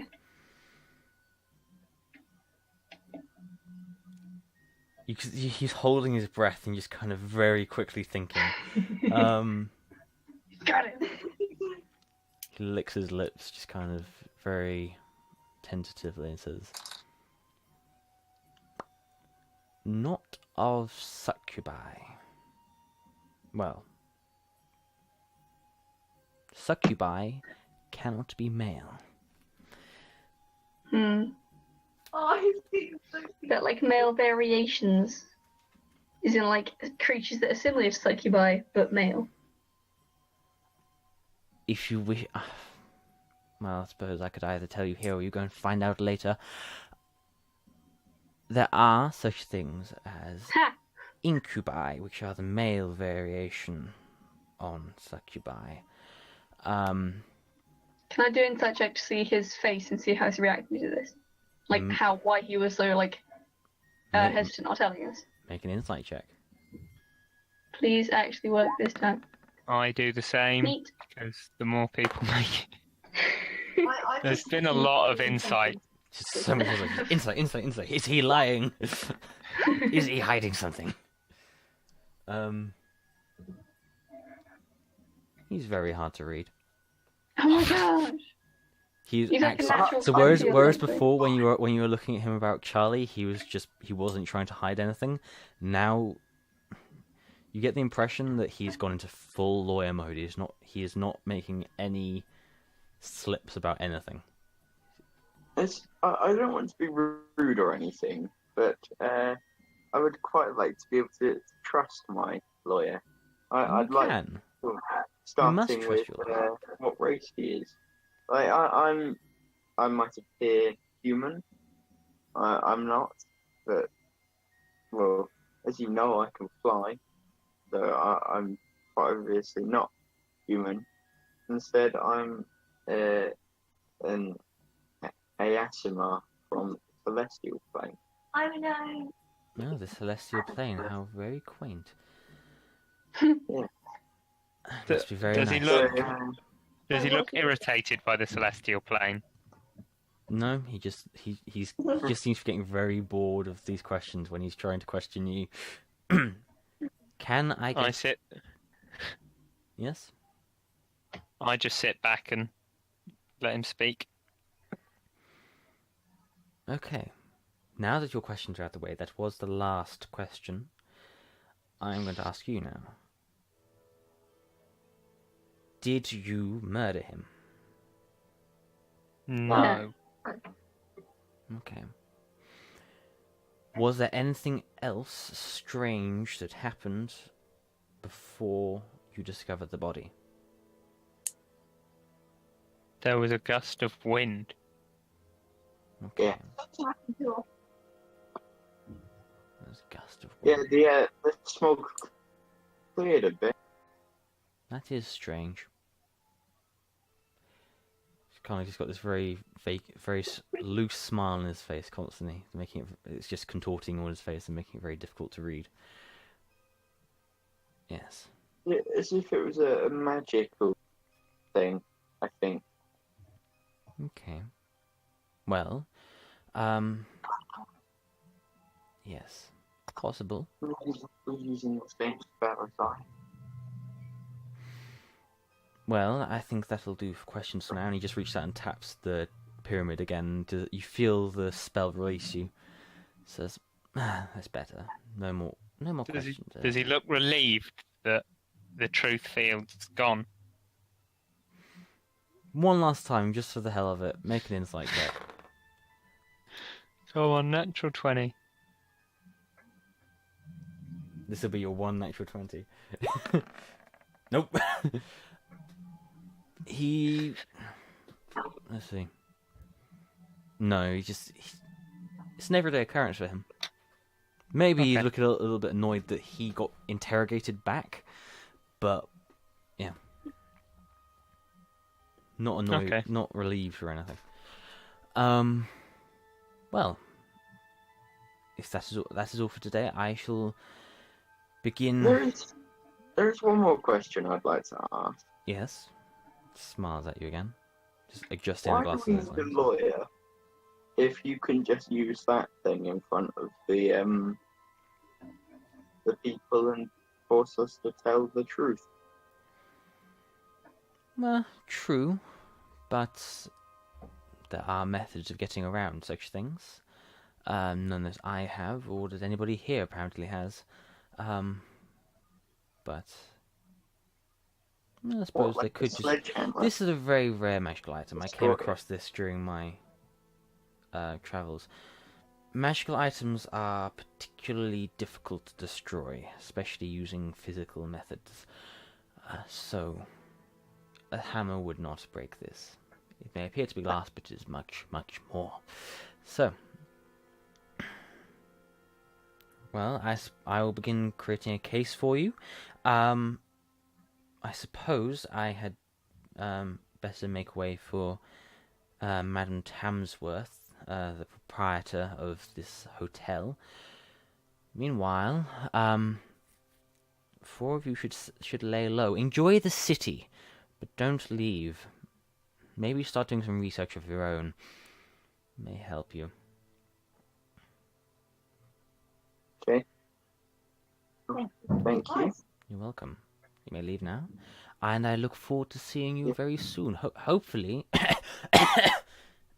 with a promising case for you. He smiles. And that is where we're going to take a break quickly. Because it's getting late. So, Wait, just before we leave the room, I pick up my battle axe, just making sure that happens. you pick up your battle axe and the coat stand just wobbles again. As you leave, you look back momentarily. You can see he's stood behind his winged armchair, facing away from you, seemingly deep in thought. Yeah, that's where we're going to stop for a moment. Right, so we're going to take 15-20 minutes, make use of the facilities, and get new drinks and everything because I've run out of water. My mouth is very dry. And yes, hang out and chat if anybody's watching. We have 4 viewers currently. This is pretty good. Hang out and chat. Have fun. I will see you shortly. We will see you very shortly. See you in a bit.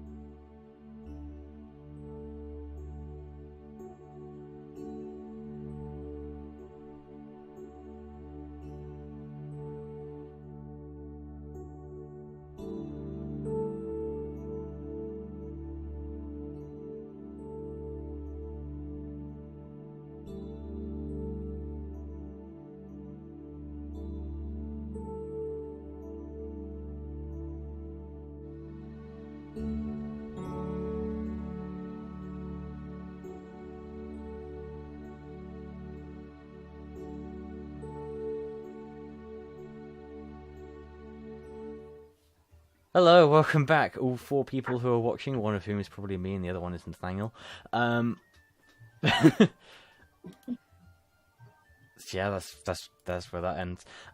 So, welcome back to Roll for Gold. We are going to be picking up where we left off, which is where... so, during the first half of this this adventure, this session, we, our party, went and had breakfast, spoke with, had dinner, spoke with Charlie a little bit, then went and found Benjamin Sachs, the wonderful lawyer that they were recommended to by Detective Dan Goodcop. They then went and met him. Got into a bit of hijinks with a Zone of Truth spell, not only being interrogated, but also interrogating, asking their lawyer a lot of questions that he found rather impertinent and not relevant. They have now finished there and have just left, or about to leave, I'm not sure. And you have been planning throughout the entire of the break, by the sounds, well, for most of the break. So, I am intrigued to hear what happens next. What would you like to do? I have a couple of things I can suggest things to you if you are a little bit lost, but I don't think you are. So, what would you like to do? As you're about to, you just left the office. You're on the stairs currently. Well, We need to go and find Charlie. See if we can check where she is. when her appointment is. I think Jaci has an idea to suggest about what we do. Are we- what we're going to Are we do, out what we're in the street now? You're on the staircase, heading down to the waiting room. You can just head out onto the streets and just keep walking if you want, but We'll head out so that we're not so that we can't be overheard by Benjamin. so I can hear a meta pigeon in the background. Right, yes. So you head out onto the streets and you keep talking. Okay, so you're out on the streets. It's the traffic on the street. It's not bustling, but there's a little bit of foot traffic. People going back and forth. There aren't any shops on the street. It's mostly residential. We'll start heading back towards the Edgar Heights Hotel. Okay. You start heading out. As we do, I discuss with them the plan. We need to find where Charlie is, so that Gabriel, I believe you. Would be right now. I'd imagine she's at the hotel. Frederick, you'd know that she would probably be probably blah blah blah. Probably she would be working at the hotel in the lounge. Okay. Okay. Okay. Though if she's Gabriel, expecting to be going to a meeting, she might have changed her plan slightly. I believe Gabriel is able to turn invisible. Wait. What? Sorry. I believe you, Gabriel, can turn invisible. Yeah. Well. So if we turn invisible, create cushions. if we can find Charlie and tail her to Gabriel tails her to her meeting with Benjamin, he may be able to overhear what they discuss. Because there's clearly some connection between them. Okay, if you say so. So if we find her, and then you can follow her to the meeting and turn invisible and go inside. Okay, I will do that. Okay. I'd say you. Wait. Oh, yep. Yeah. What if they're in there for longer than an hour? Then you'll have to hide under the desk, won't you? Yeah, But what if find they're on top a of the hiding desk? place. Okay. If you're in there for over an hour, we'll cause some distraction. Okay. Well, sounds good to me. Wow. Okay. So, We'll keep- Frederick, can you find out what time she'll be going to meet him? Frederick could ask, try and subtly ask when she'll be going.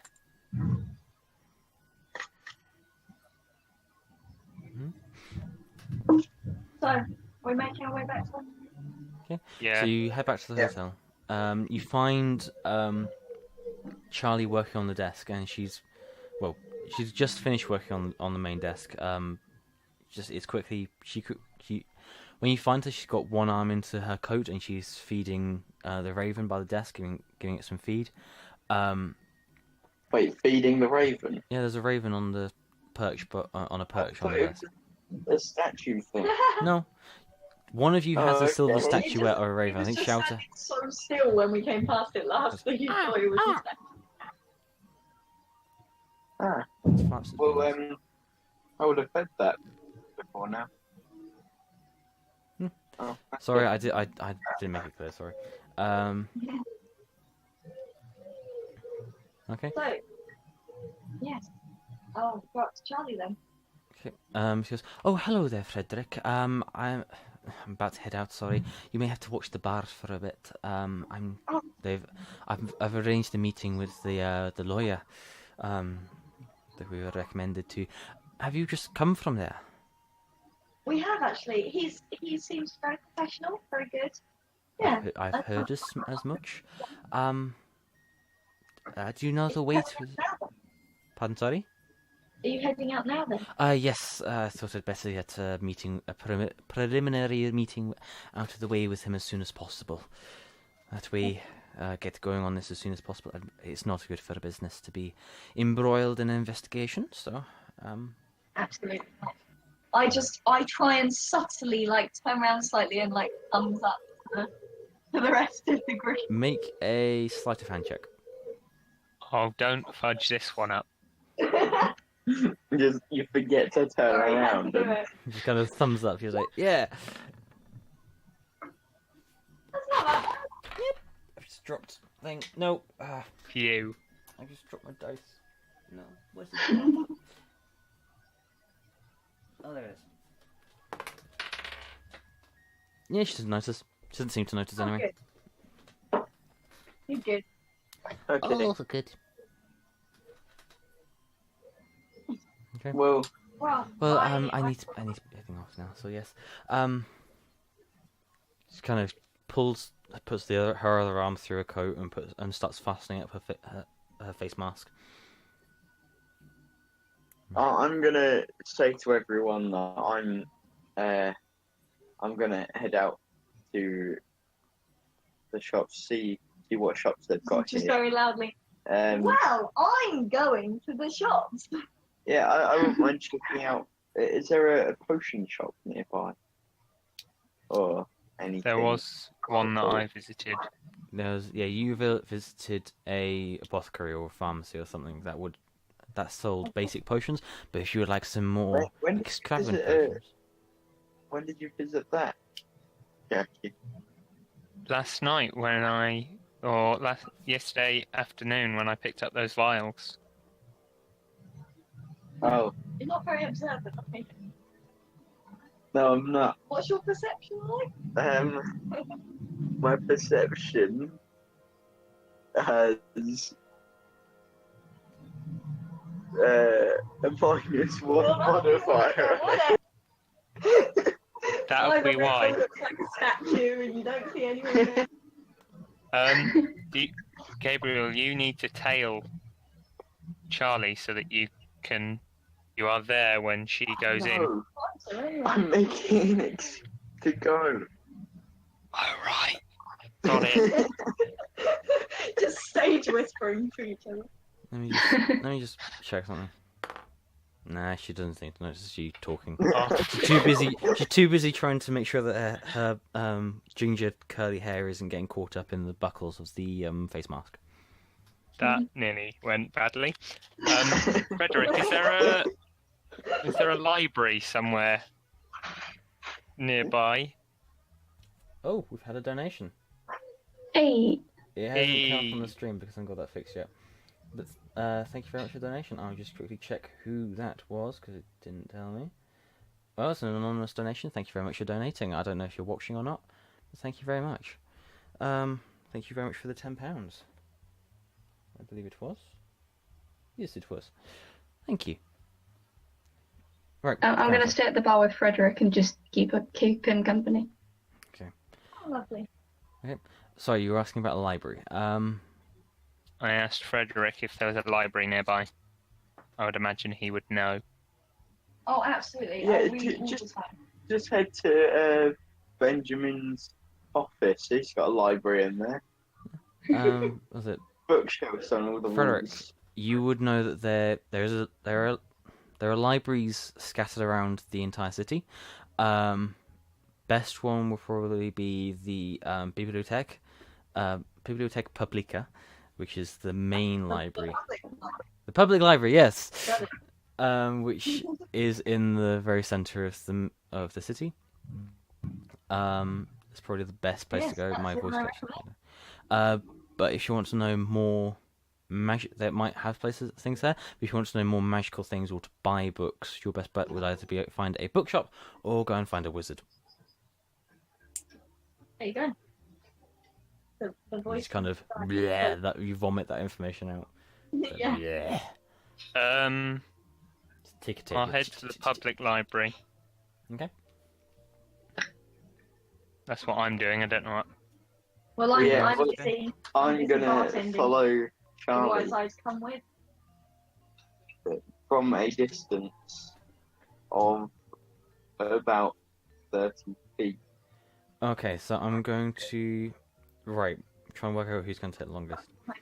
I think Gabriel, I'll do you in a second. We can sort out Jaci in the library first, because that'll be the faster of the two.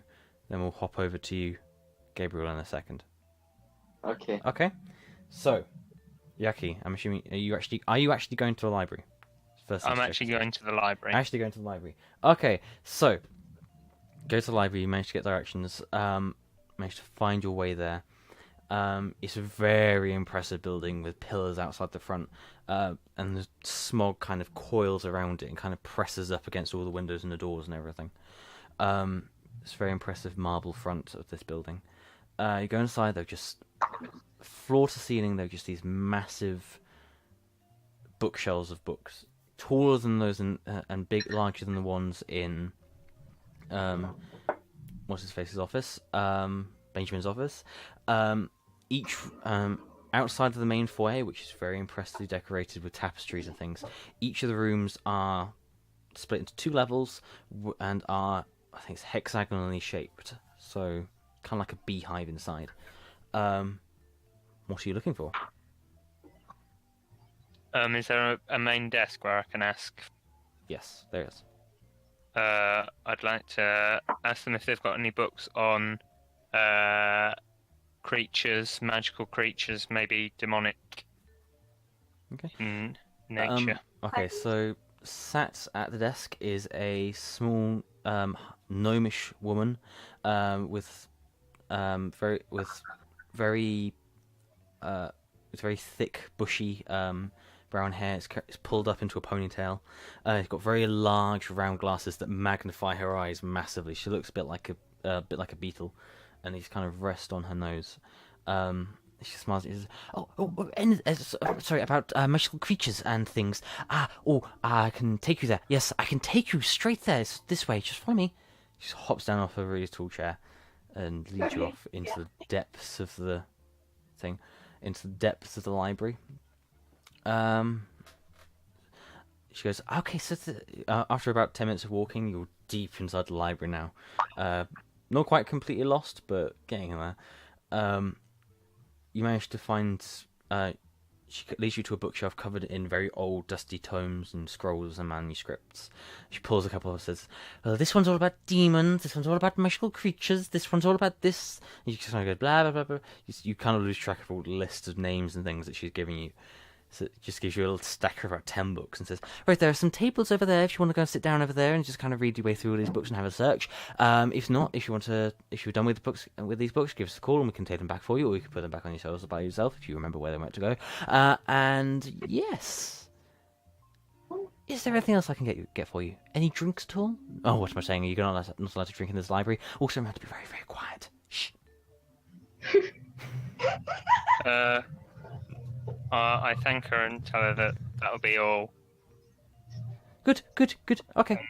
Bye. And she kind of darts up to a bookshelf, pulls on one, and there's a small doorway that opens up. She darts into a small passageway and pulls the hidden door closed behind her. I'll pick up the book on demons and look through to see if it's has anything about succubus or incubus. Okay, make an investigation check.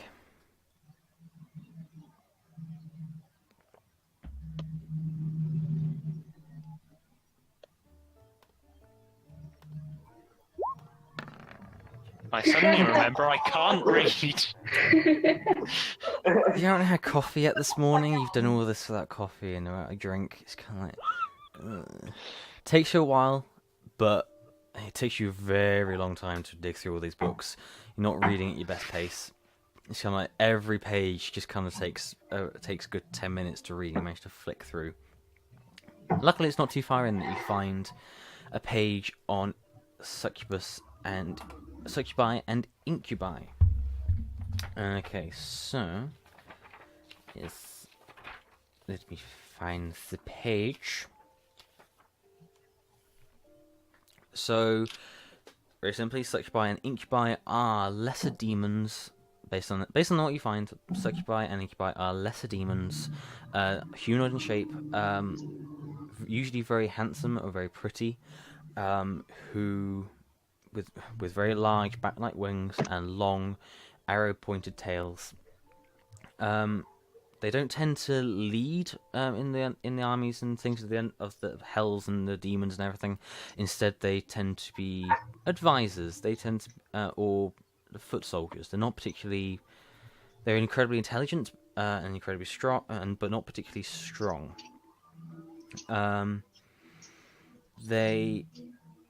The way that they tend to work on the mortal plane is they try and corrupt slowly by getting close to their victim. They will use their abilities to appear as a beautiful man or a beautiful woman in the target's dreams, and then appear to them as this person, and that's a very loud noise. And will just appear to them and just begin to seduce them and get them to do evil acts, slowly corrupting their soul. And then they will finally, once they have successfully charmed them, whether magically or not so magically, they will perform a kiss, which for a succubus or incubus can be deadly. So they kiss their victim, and it kills the victim, and the succubus or incubus takes the soul, and that is theirs. They are shapeshifters, meaning that they can take on the form of other races and other people, but also make another investigation check just to see if you find this little bit of information. See if I remember how to read. Yep.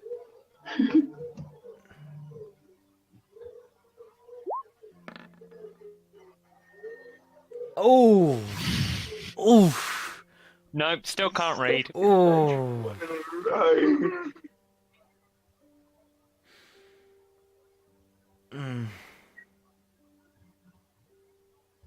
Okay. Nope, you don't know that bit of information then. Oh no! He's just tantalizing with there.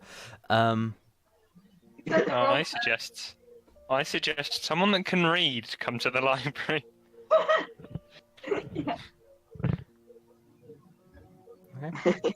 Well, that's all that you dig up. Okay. Actually, I'd say, just as you're closing the book, you do catch out the corner of your eye a small footnote about a particularly intriguing a part of the incubus-succubus relationship. They can take some time, and if they should need to, an incubus or succubus can take some time, and they can metamorphise into the other one. So succubus can become an incubus, and an incubus can become a succubus. But it takes time. Okay. So, they're like I'll clownfish. head back to the hotel. Okay, so you head back to the hotel. Meanwhile, Gabriel. So, you begin to follow... you follow Charlie down the street. I would like you to please make a stealth check. Please. Um, Stealth check. See how stealthy you are. See how observant she is. Very. She kind of turns around and says, as you're leaving the hotel, she sees you following you and says, I thought you were going to go and do something. I don't need to go that way for that. yeah, I Try said that I was possibly. going to potions. Yes, that's up the street that way. The better one's that way. If you want to go and get some better I don't potions. want to take the better one, I want to take the cheap one. Okay. Well, if you want cheap potions, your best bet would be to go and find Abby, the magical merchant up in the Stentermarkt, which is that way. And she points towards the very center of the city, the opposite way, another opposite way to where she's going. Oh, That's it, go around. yeah, I'm gonna say, oh, thank you, Theo. Oh, tell Frederick off later, he told me to go that way first. Okay, well, Hmm. if you know a shortcut that I don't, maybe you can show me sometime. But for now, I'd say follow the way that you know. Kind of then just turns around, begins to walk off. Just her heels clacking on the stones of the street. If you want to try again, you can make another stealth check with disadvantage. Can I, like, follow a long enough distance for the smog to hide me? Okay, make another stealth check then. And you'll get a bonus. Bonuses are great. She doesn't seem to notice you the second time. You become one with the smog. Your golden cloak and hood, blending you in with the yellowish smog.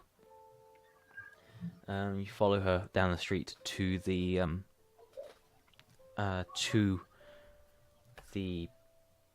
offices of Benjamin Sachs. My voice stopped working there for a second. My words wouldn't work. So And then as she draws nearer, I'm going to cast the spell of invisibility. Okay. And then follow very closely behind her so that I can get in before the doors close. Okay. Are you using a sorcery point to do it subtly? Yes, I'd better do that. Yep. So you mark down a sorcery point, and then first of all, roll me a d20. Just so that everybody's up to date now, we have made it. Nathaniel and I have agreed to change the ruling slightly. So instead of it being on a natural 1, something wild magic happens, it is now on a number 1 through any number between 1 and 5, just to make sure it happens more often. But that is an actual 20, so no wild magic. Suddenly, in the middle of the street, you turn invisible. Now, I'd like you to make a acrobatics check to see if you can get through the door before it closes behind her. Okay. Acrobatics. You just managed to get through the door just as it swings closed behind her. My cloak might get caught or something. For a second you think it does, but then you just realise it's got hooked on the handle on the inside, so you just carefully just take it off. You're fine. Okay. Well, Yeah, so I'm going to follow Okay. through the building. You follow her up this. She doesn't speak with the was it the receptionist? The receptionist kind of nods at her in recognition, and then lets her up. Charlie goes up the stairs. You follow her. She goes up into the Being careful of any creaky steps. Okay. Make a stealth check again, with advantage because you're invisible. Okay.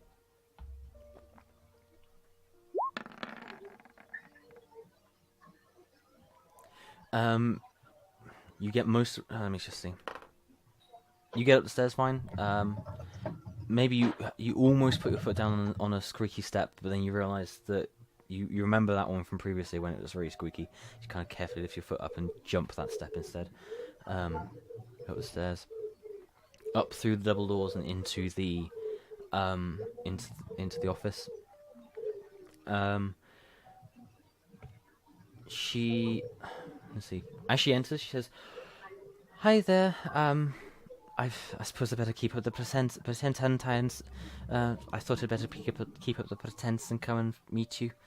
How are you?" She's kind of she starts taking off her coat and her face mask and hanging it up on the hook next to Benjamin's coat and everything.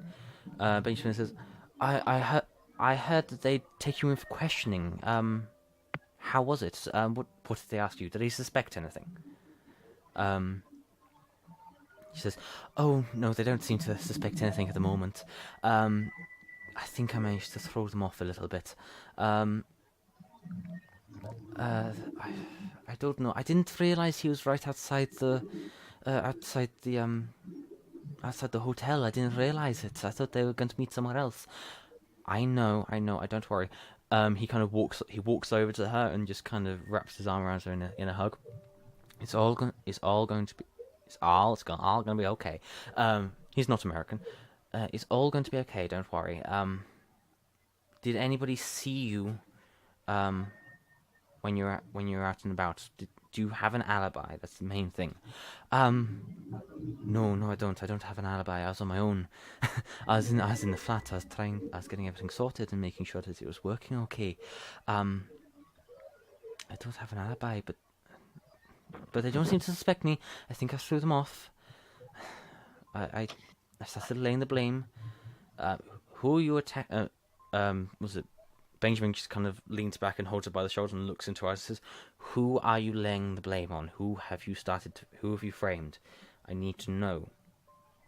She says, "Oh, I framed that old coot, the wizard, Zeb. Yes, I started framing him." Because he thinks for a moment and says, "Yes, that'll work. Yes. He hasn't been right since the incident. It's believable that he would kill the gentleman you did. Yes. Well, as long as they didn't hurt you and they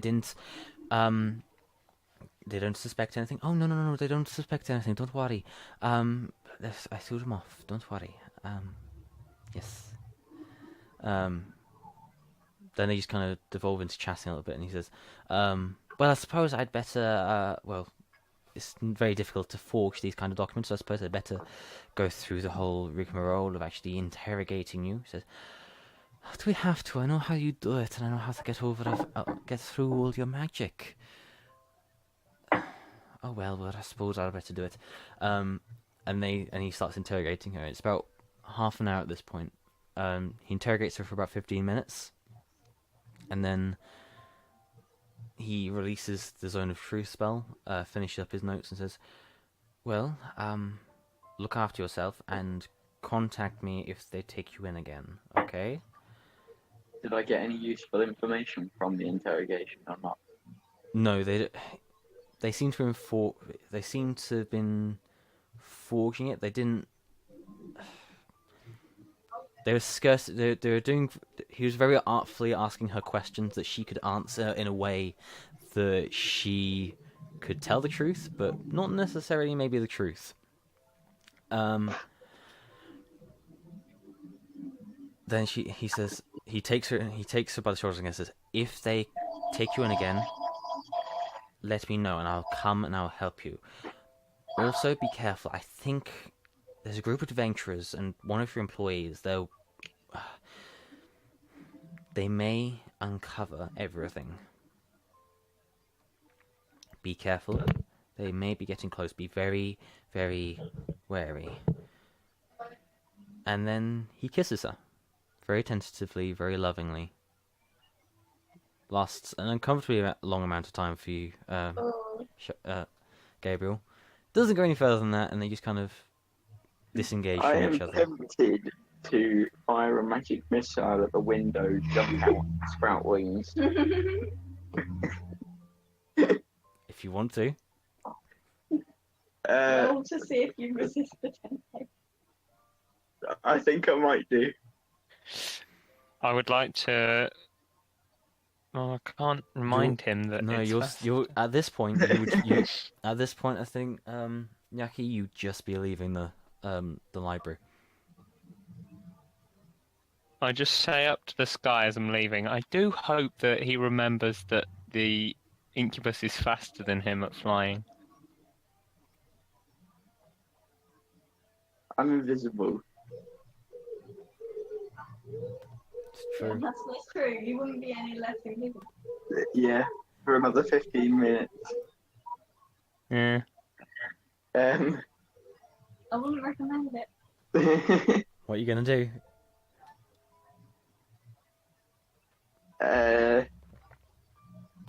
I don't know. Wait, how long does it take to get up to the room?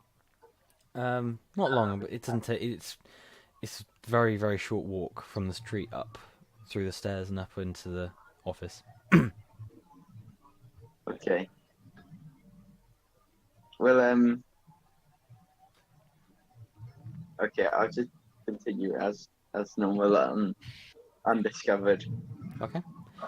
Make another stealth check as she goes to leave. Okay, if I fail this stealth check, then I'm jumping out the window. Make it With it's advantage with or advantage not? again because you're invisible still.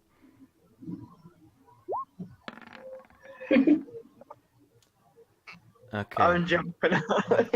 As she begins heading towards the door, both of them stop for a second as she's mid putting on her coat. Because as you're going on, maybe you're stood up against up against one of the bookshelves. As you begin to move towards the door very carefully, you nudge one of the books and it shifts, and they both look round at the thing. She goes, "Are you hiding anybody in here, Benjamin? Are you? She looks very concerned for a second and says, No, there's nobody meant to be in here. Reveal yourself." You watch as, I'm jumping from out the inside window, one of her sleeves, you apparently. watch as she was it her name? Charlie, pulls a wand out from her sleeve and begins just... Before she gets an opportunity, I'm jumping out the window. Benjamin flashes. You watch as Benjamin flashes her a look of warning. Says, "Don't use any spells. You might get in more trouble." And then you throw yourself out the window. Are you using any spells or anything to help smash the window? Or are you just going to jump through? Yeah, I'm gonna use magic missile as I'm about to hit the window. Okay. So roll for magic missile. What level are you doing it at? Well, it's at level 1. Okay. Well, you can do it at level 2 if you wanted to, unless you haven't got any spell slots left. I've got 1 spell slot, which I might do it at level 2 just to make sure it breaks the window. Okay. Sure, I'll do it at level 2. Wait. Okay. So Level 2, submit.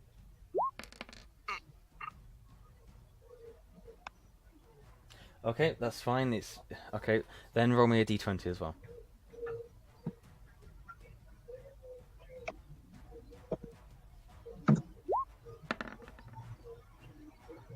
Yes. Oh, natural 20. No wild magic again. There's nothing. Okay. You what? Okay, so you launch from your. You leg it towards the window and you launch forward. Was it? How many is it? You launch forward several these beads of blue energy. They just go. It's kind of, and for a second you don't think it's going to smash, and the window just bows outwards and bends out slightly and bulges, and then the window smashes, showering the street below into below in shards of glass. You hear screams from outside. You hear footsteps behind you as you're running. You don't hear wings or anything, but you do hear footsteps running after you. And they shout, "Don't use any magic! Don't do anything, Charlie." And then, what do you do? Well, I'm just gonna fly around to the other side of the building. Okay. Like, I'm gonna sprout wings and fly around to the other side of the building. Okay. There's invisibly your wings sprout. There's a as they come into being. So there's no glow or anything because you're invisible. You jump out the window and soar around the side. Make an acrobatics check to see how cleanly you jump and do it. I'm just doing some Mission Impossible stuff now. Yep. Wait, what did you say? Acrobatics? Yep. How far away is the offices from the library? Quite a way. I'd say you could maybe hear distant screaming, but it's very muffled through the smog. Gabriel, you just like a bird person, like you've done this your entire life. You jump out the window and just spread your wings and soar in a wide arc around the sides of the building and around the back and up onto the roof where you land. Nothing follows you out the window. You hear, "What the? Did anybody see what did that?" You just hear screams and things, and somebody saying, "Call the guard! Call the guard! There's been another attack. Get the guards!" Just hear people shouting from the street below. And What do you then do now? I'm gonna try and fly back to the potion shop, the cheap potion shop. Okay. I'd say you get most of the way before your wings begin to fade, and you have to. Yeah, I'll land before I stop being invisible. You And I'll managed go to. to a discreet place. Yeah, in an alleyway. You managed Go to an to. alleyway. We appear in the street. You managed to land. You got about 10 minutes left in your spell. You managed to land a 10-minute walk away from the potion shop, just as your wings dissipate into nothing again. You can just stop being invisible, by the way, whenever you want. Yeah, I'll stop. Like, I'll land in a discreet location and stop so being You visible. you land you land on the ground again in an abandoned alleyway, far from the sounds of screaming and the sound of the ministry running up. And yeah, And then you I'm suddenly gonna walk relatively materialize. quickly to the potion shop. Taking a brisk jog, you make it to the potion shop, and yeah, it's a small building with small glass windows, and you're back to just having the world music there. You are no longer in any danger, as far as you're aware. Okay. Well, yeah, and then I'm gonna use this as an alibi. So I'm gonna make some nice conversation with the potion guy, and I'm gonna Wanna buy? You go and you I'll buy a potion, a nice potion. Okay, so you go and you speak. There's an elderly gentleman who runs the shop. You say, "Oh, hello. How may I help you? What kind of? Oh, you're wearing a very nice cloak. Is there any potions that I can get for you?" I would quite like a potion to impress my friends here, to put on a display or something. I don't know, like. Let me see what. I suppose I have one potion. It's incredibly valuable. I've forgotten how. I suppose I could give it to you. He goes into a back room and goes and finds. Comes back a couple of minutes later. I just need to find a page quickly. I'm not giving you a sentient weapon. Oh. Not yet.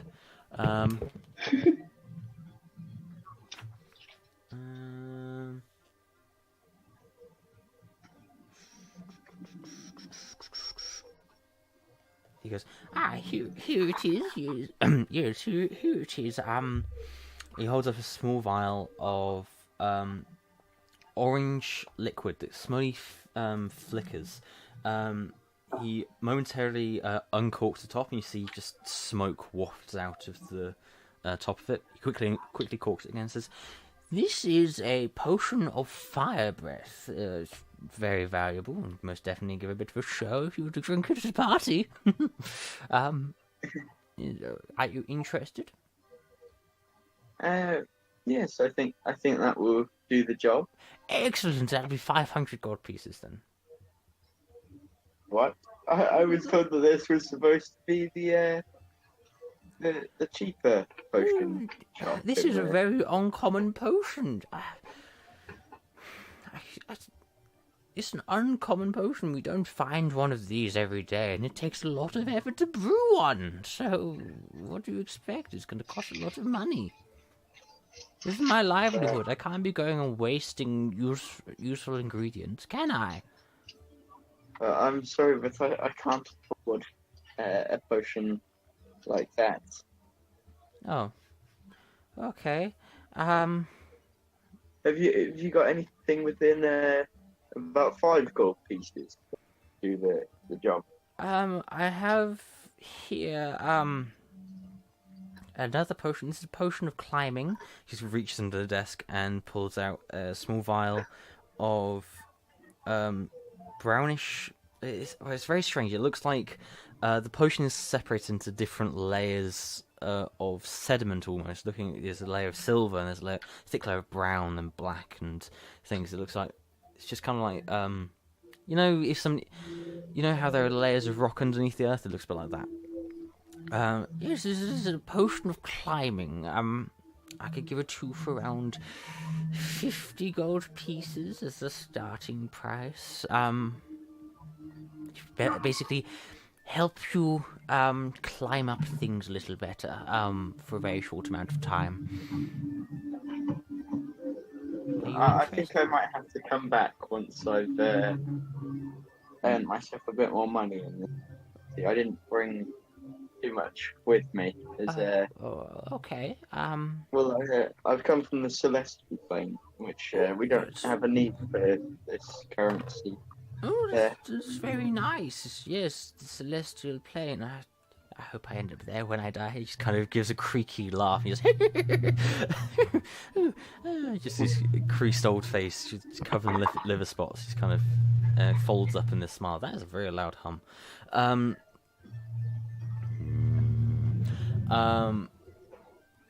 Yes. Yes. Well, jokes. Can you value magical items as well, or do you just sell potions? Not. That's not really my forte. I tend to do potions and things. If you want magical valuations, I'd say your best bet would probably be either Zebedee over in his shop. Zebedee's Magics and Alchemics, or you could go and see the cat Abby, see what she says, though she's a little bit whimsical, and you may not get the best price. She invariably tries to sell you things that seem very, very useless. So, I suppose that there must be other people who would value things for you, but none that spring to mind. None that are legal. That is very loud. I think I'll have to head to, you say Zebedee? Okay. Just so you're aware, there's an incident recently. It hasn't been the same since it Um, his son died sadly. And he kind of broke. So you may not get much sense out of him, but he is still very good. I've been assured. Yes. Oh, Just be very careful. Well, I'm glad I could be of some service to you. Kind of holds out a very arthritic-looking hand as if asking for some kind of compensation or something. Just like, eh? Not like It's like, you get the Uh, hint that he's trying to ask for a tip. Just like, eh? you know what? I'm going to grab it and shake his hand while using give me- the spell Shocking Grasp as a joke. Okay. Oh. Oh dear. Wait. Does that one do damage? Yes, it does. It that does. more It does a lot of than I damage. thought it would. It's not like Okay, it's maybe not not. like a joke. It's just you're channeling the powers of thunder and lightning through your hand into another person. Okay, maybe not. No. I'll leave this poor man alone now. You I'll take his just hand and shake- just shake it very vigorously. Just kind of like he looks very he looks disappointed and a bit shocked for a second. Just falls back into a silent sigh that kind of sighs and smiles in a way that kind of says, "I deserve that." Yes, well, it's very nice to meet you, Mister. What's your name? I'm Michael. Michael. Okay. Yes. Okay. Well, I hope to see you again soon, Michael, when you have a few more funds to spend on things. Well, Okay. I hope you find what you want with Zebedee. So, yes. Farewell. And the bell over the door tinkles as you leave. If you leave straight away, I don't know. Yeah, I'm gonna leave. Okay. And at some point, I'll have to go to Zebedee. Okay. But I might have to ask someone if they would like to come with me. I think Shautha picked up a magical item. You? No, it's just a statue of a raven. Yeah, it did have arcane runes on it. Oh, okay, then yes. And you have a fan, which might be worth looking at. Hint, hint. I'm trashing my setup. Right. I'm assuming you'll meet up again at the yes. hotel. You arrive back. So Jaci, you arrive back first. And you can hear, as you get close to the hotel, you can hear the screaming and stuff off in the distance in the direction of the officers. Was it Gabriel? You arrive at about the same time as Charlie does. It's being escorted by a member of the ministry who's just kind of saying, "Madam, do you require some kind of guide or something? This is the second time an incident like this has happened around you. Perhaps somebody's trying to make an attempt on your life." She's like, "No, don't worry. I can handle myself. Don't worry." And one last time, miss, it wasn't you who did the magic, was it? Said, "Oh, no. It wasn't me. That was somebody else. There's somebody, I've told you already, there's somebody invisible in the room, and they just kind of fired some kind of spell at the window and jumped out of it. But nobody saw anything." The ministerial guard rests his hand on the hilt of his sword and just kind of says, "Well, madam, be careful, remain vigilant, look after yourself. Good evening." Just tips his hat and just walks off. Wait, do I hear this? Yes, you will hear this if you're waiting around. Okay, I'm gonna go over to them and say, "What was that? Did I? And say, why are we not more discreet? I'm not here yet. I've avoided it." Plus, Charlie is still very, very much near you. Never mind. Yeah, exactly. No, I'm going over to Charlie and saying, "What was that about a person in the room with you and Oh, whoever you were with?" Wait, you say you were going to visit Benjamin? Yes, I told you that, though. Yes, I remember I told you that. Yes, somebody was in the room, invisible, eavesdropping. And this is terrible. They just kind of... We heard them move, and we called them out on it, and, they shot some spells around and then jumped out the window. And we don't know, they just kind of vanished. They were invisible, and so, yes. I thought I had a bad time at that potions shop. Oh, really? Guys. What happened? Well, it's obviously not as cheap as I was told it was. Really? What did you try and buy from him? I just wanted something to put on a bit of like an impressive show to some of my friends. That's your problem there. You shouldn't have said that. If they think you want to put on a show, they're partying is a big business around here. If you want to the moment somebody knows you want to try and climb the social ladder, they'll try and sell you anything for about any for extortionate costs. Oh, okay. Well, thank you for that advice. But Yes, remember that for next time. a potion of fire breathing, 500 gold pieces. 500 gold pieces. That is a very large amount of money. There's as you can guess, I didn't take it partly because I wasn't sure you like that being used in this hotel. That's why I'm No, I staying. wouldn't. Look, I don't have any fireproof mats anymore, sadly. No. So I refused that and out. So Well, yeah. thank you. And she kind of she walks around into the lounge and then out the back and heads towards the owner's lounge. Okay. That's very loud humming noise. I'm not sure what it is.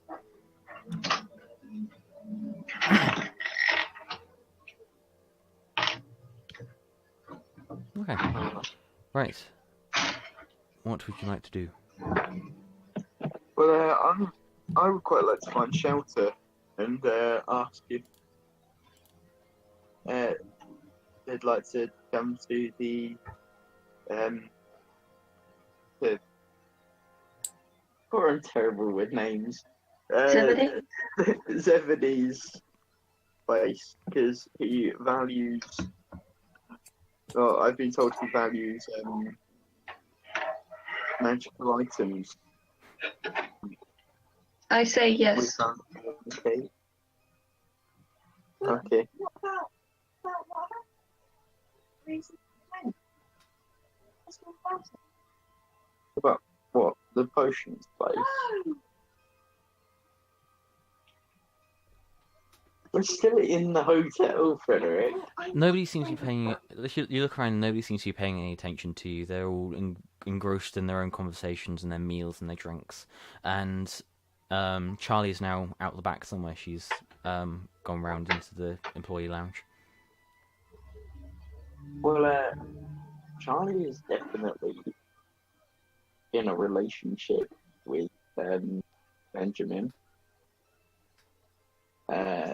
And Charlie can do magic. She's got a wand.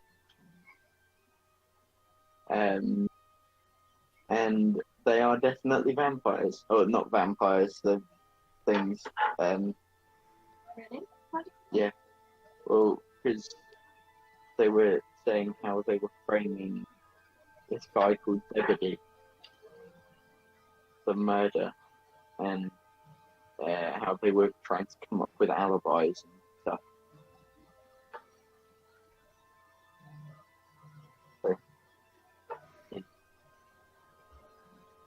So I'm going to go visit Zebedee, partly because he can value some items for me, and partly because I need to.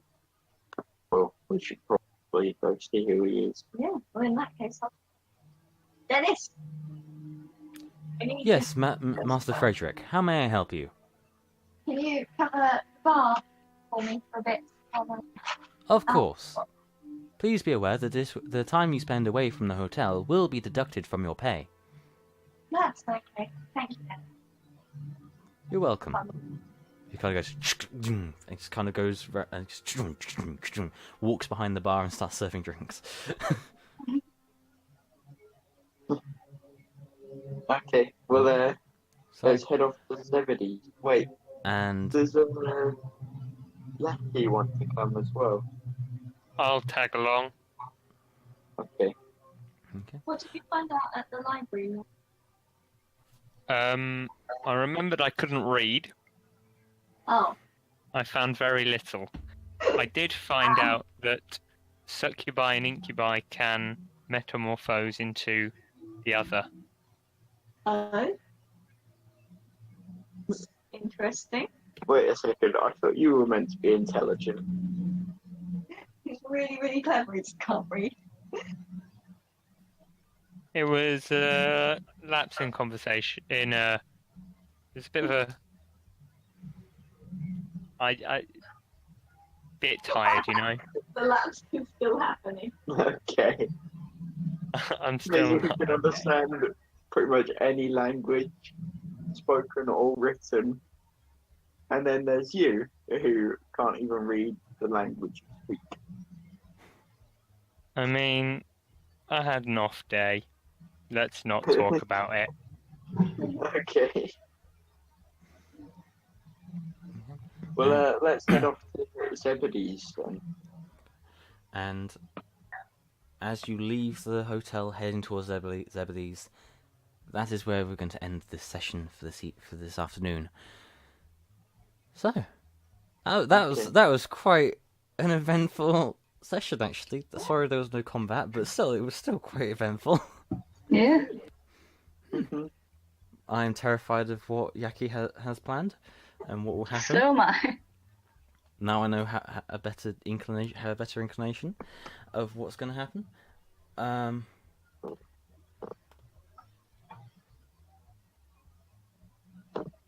It's going to be exciting. There'd better be a big fight, Sam. Eventually there will be. I have one planned. There's always a big boss fight. Anyway, right, I'm going to wrap up the stream, haven't I? So, thank you very much to everybody who watched. I don't know what else to say really. Thank you very much to the one person who donated and the other person who, and also to I think it was let me see, it was Commander Root, I believe it was, who followed. Yes, Commander Root, thank you very much for following as well earlier on in the stream. Yep, thank you very much for the £10 donation as well, whoever that was. Again, we'll try and do session 4 at the same time next week. And yes, remember you don't have to donate whilst we're on stream. If anybody else wants to donate, you can do so over on justgiving.com/fundraising/roll4gold. You can also find this episode of this session on my YouTube channel, which is Snail Creature on YouTube. For more frequent updates, you can it'll be best to follow me on @snailcreature on Twitter. I don't think anybody else still has. I still think nobody else on here has Twitter, so I can't really say follow them. But yeah, then yeah, thank you very much for watching. And now it's become a tradition. I'm gonna finish by playing the opening titles, because why not? So bye anybody who's still watching. Bye.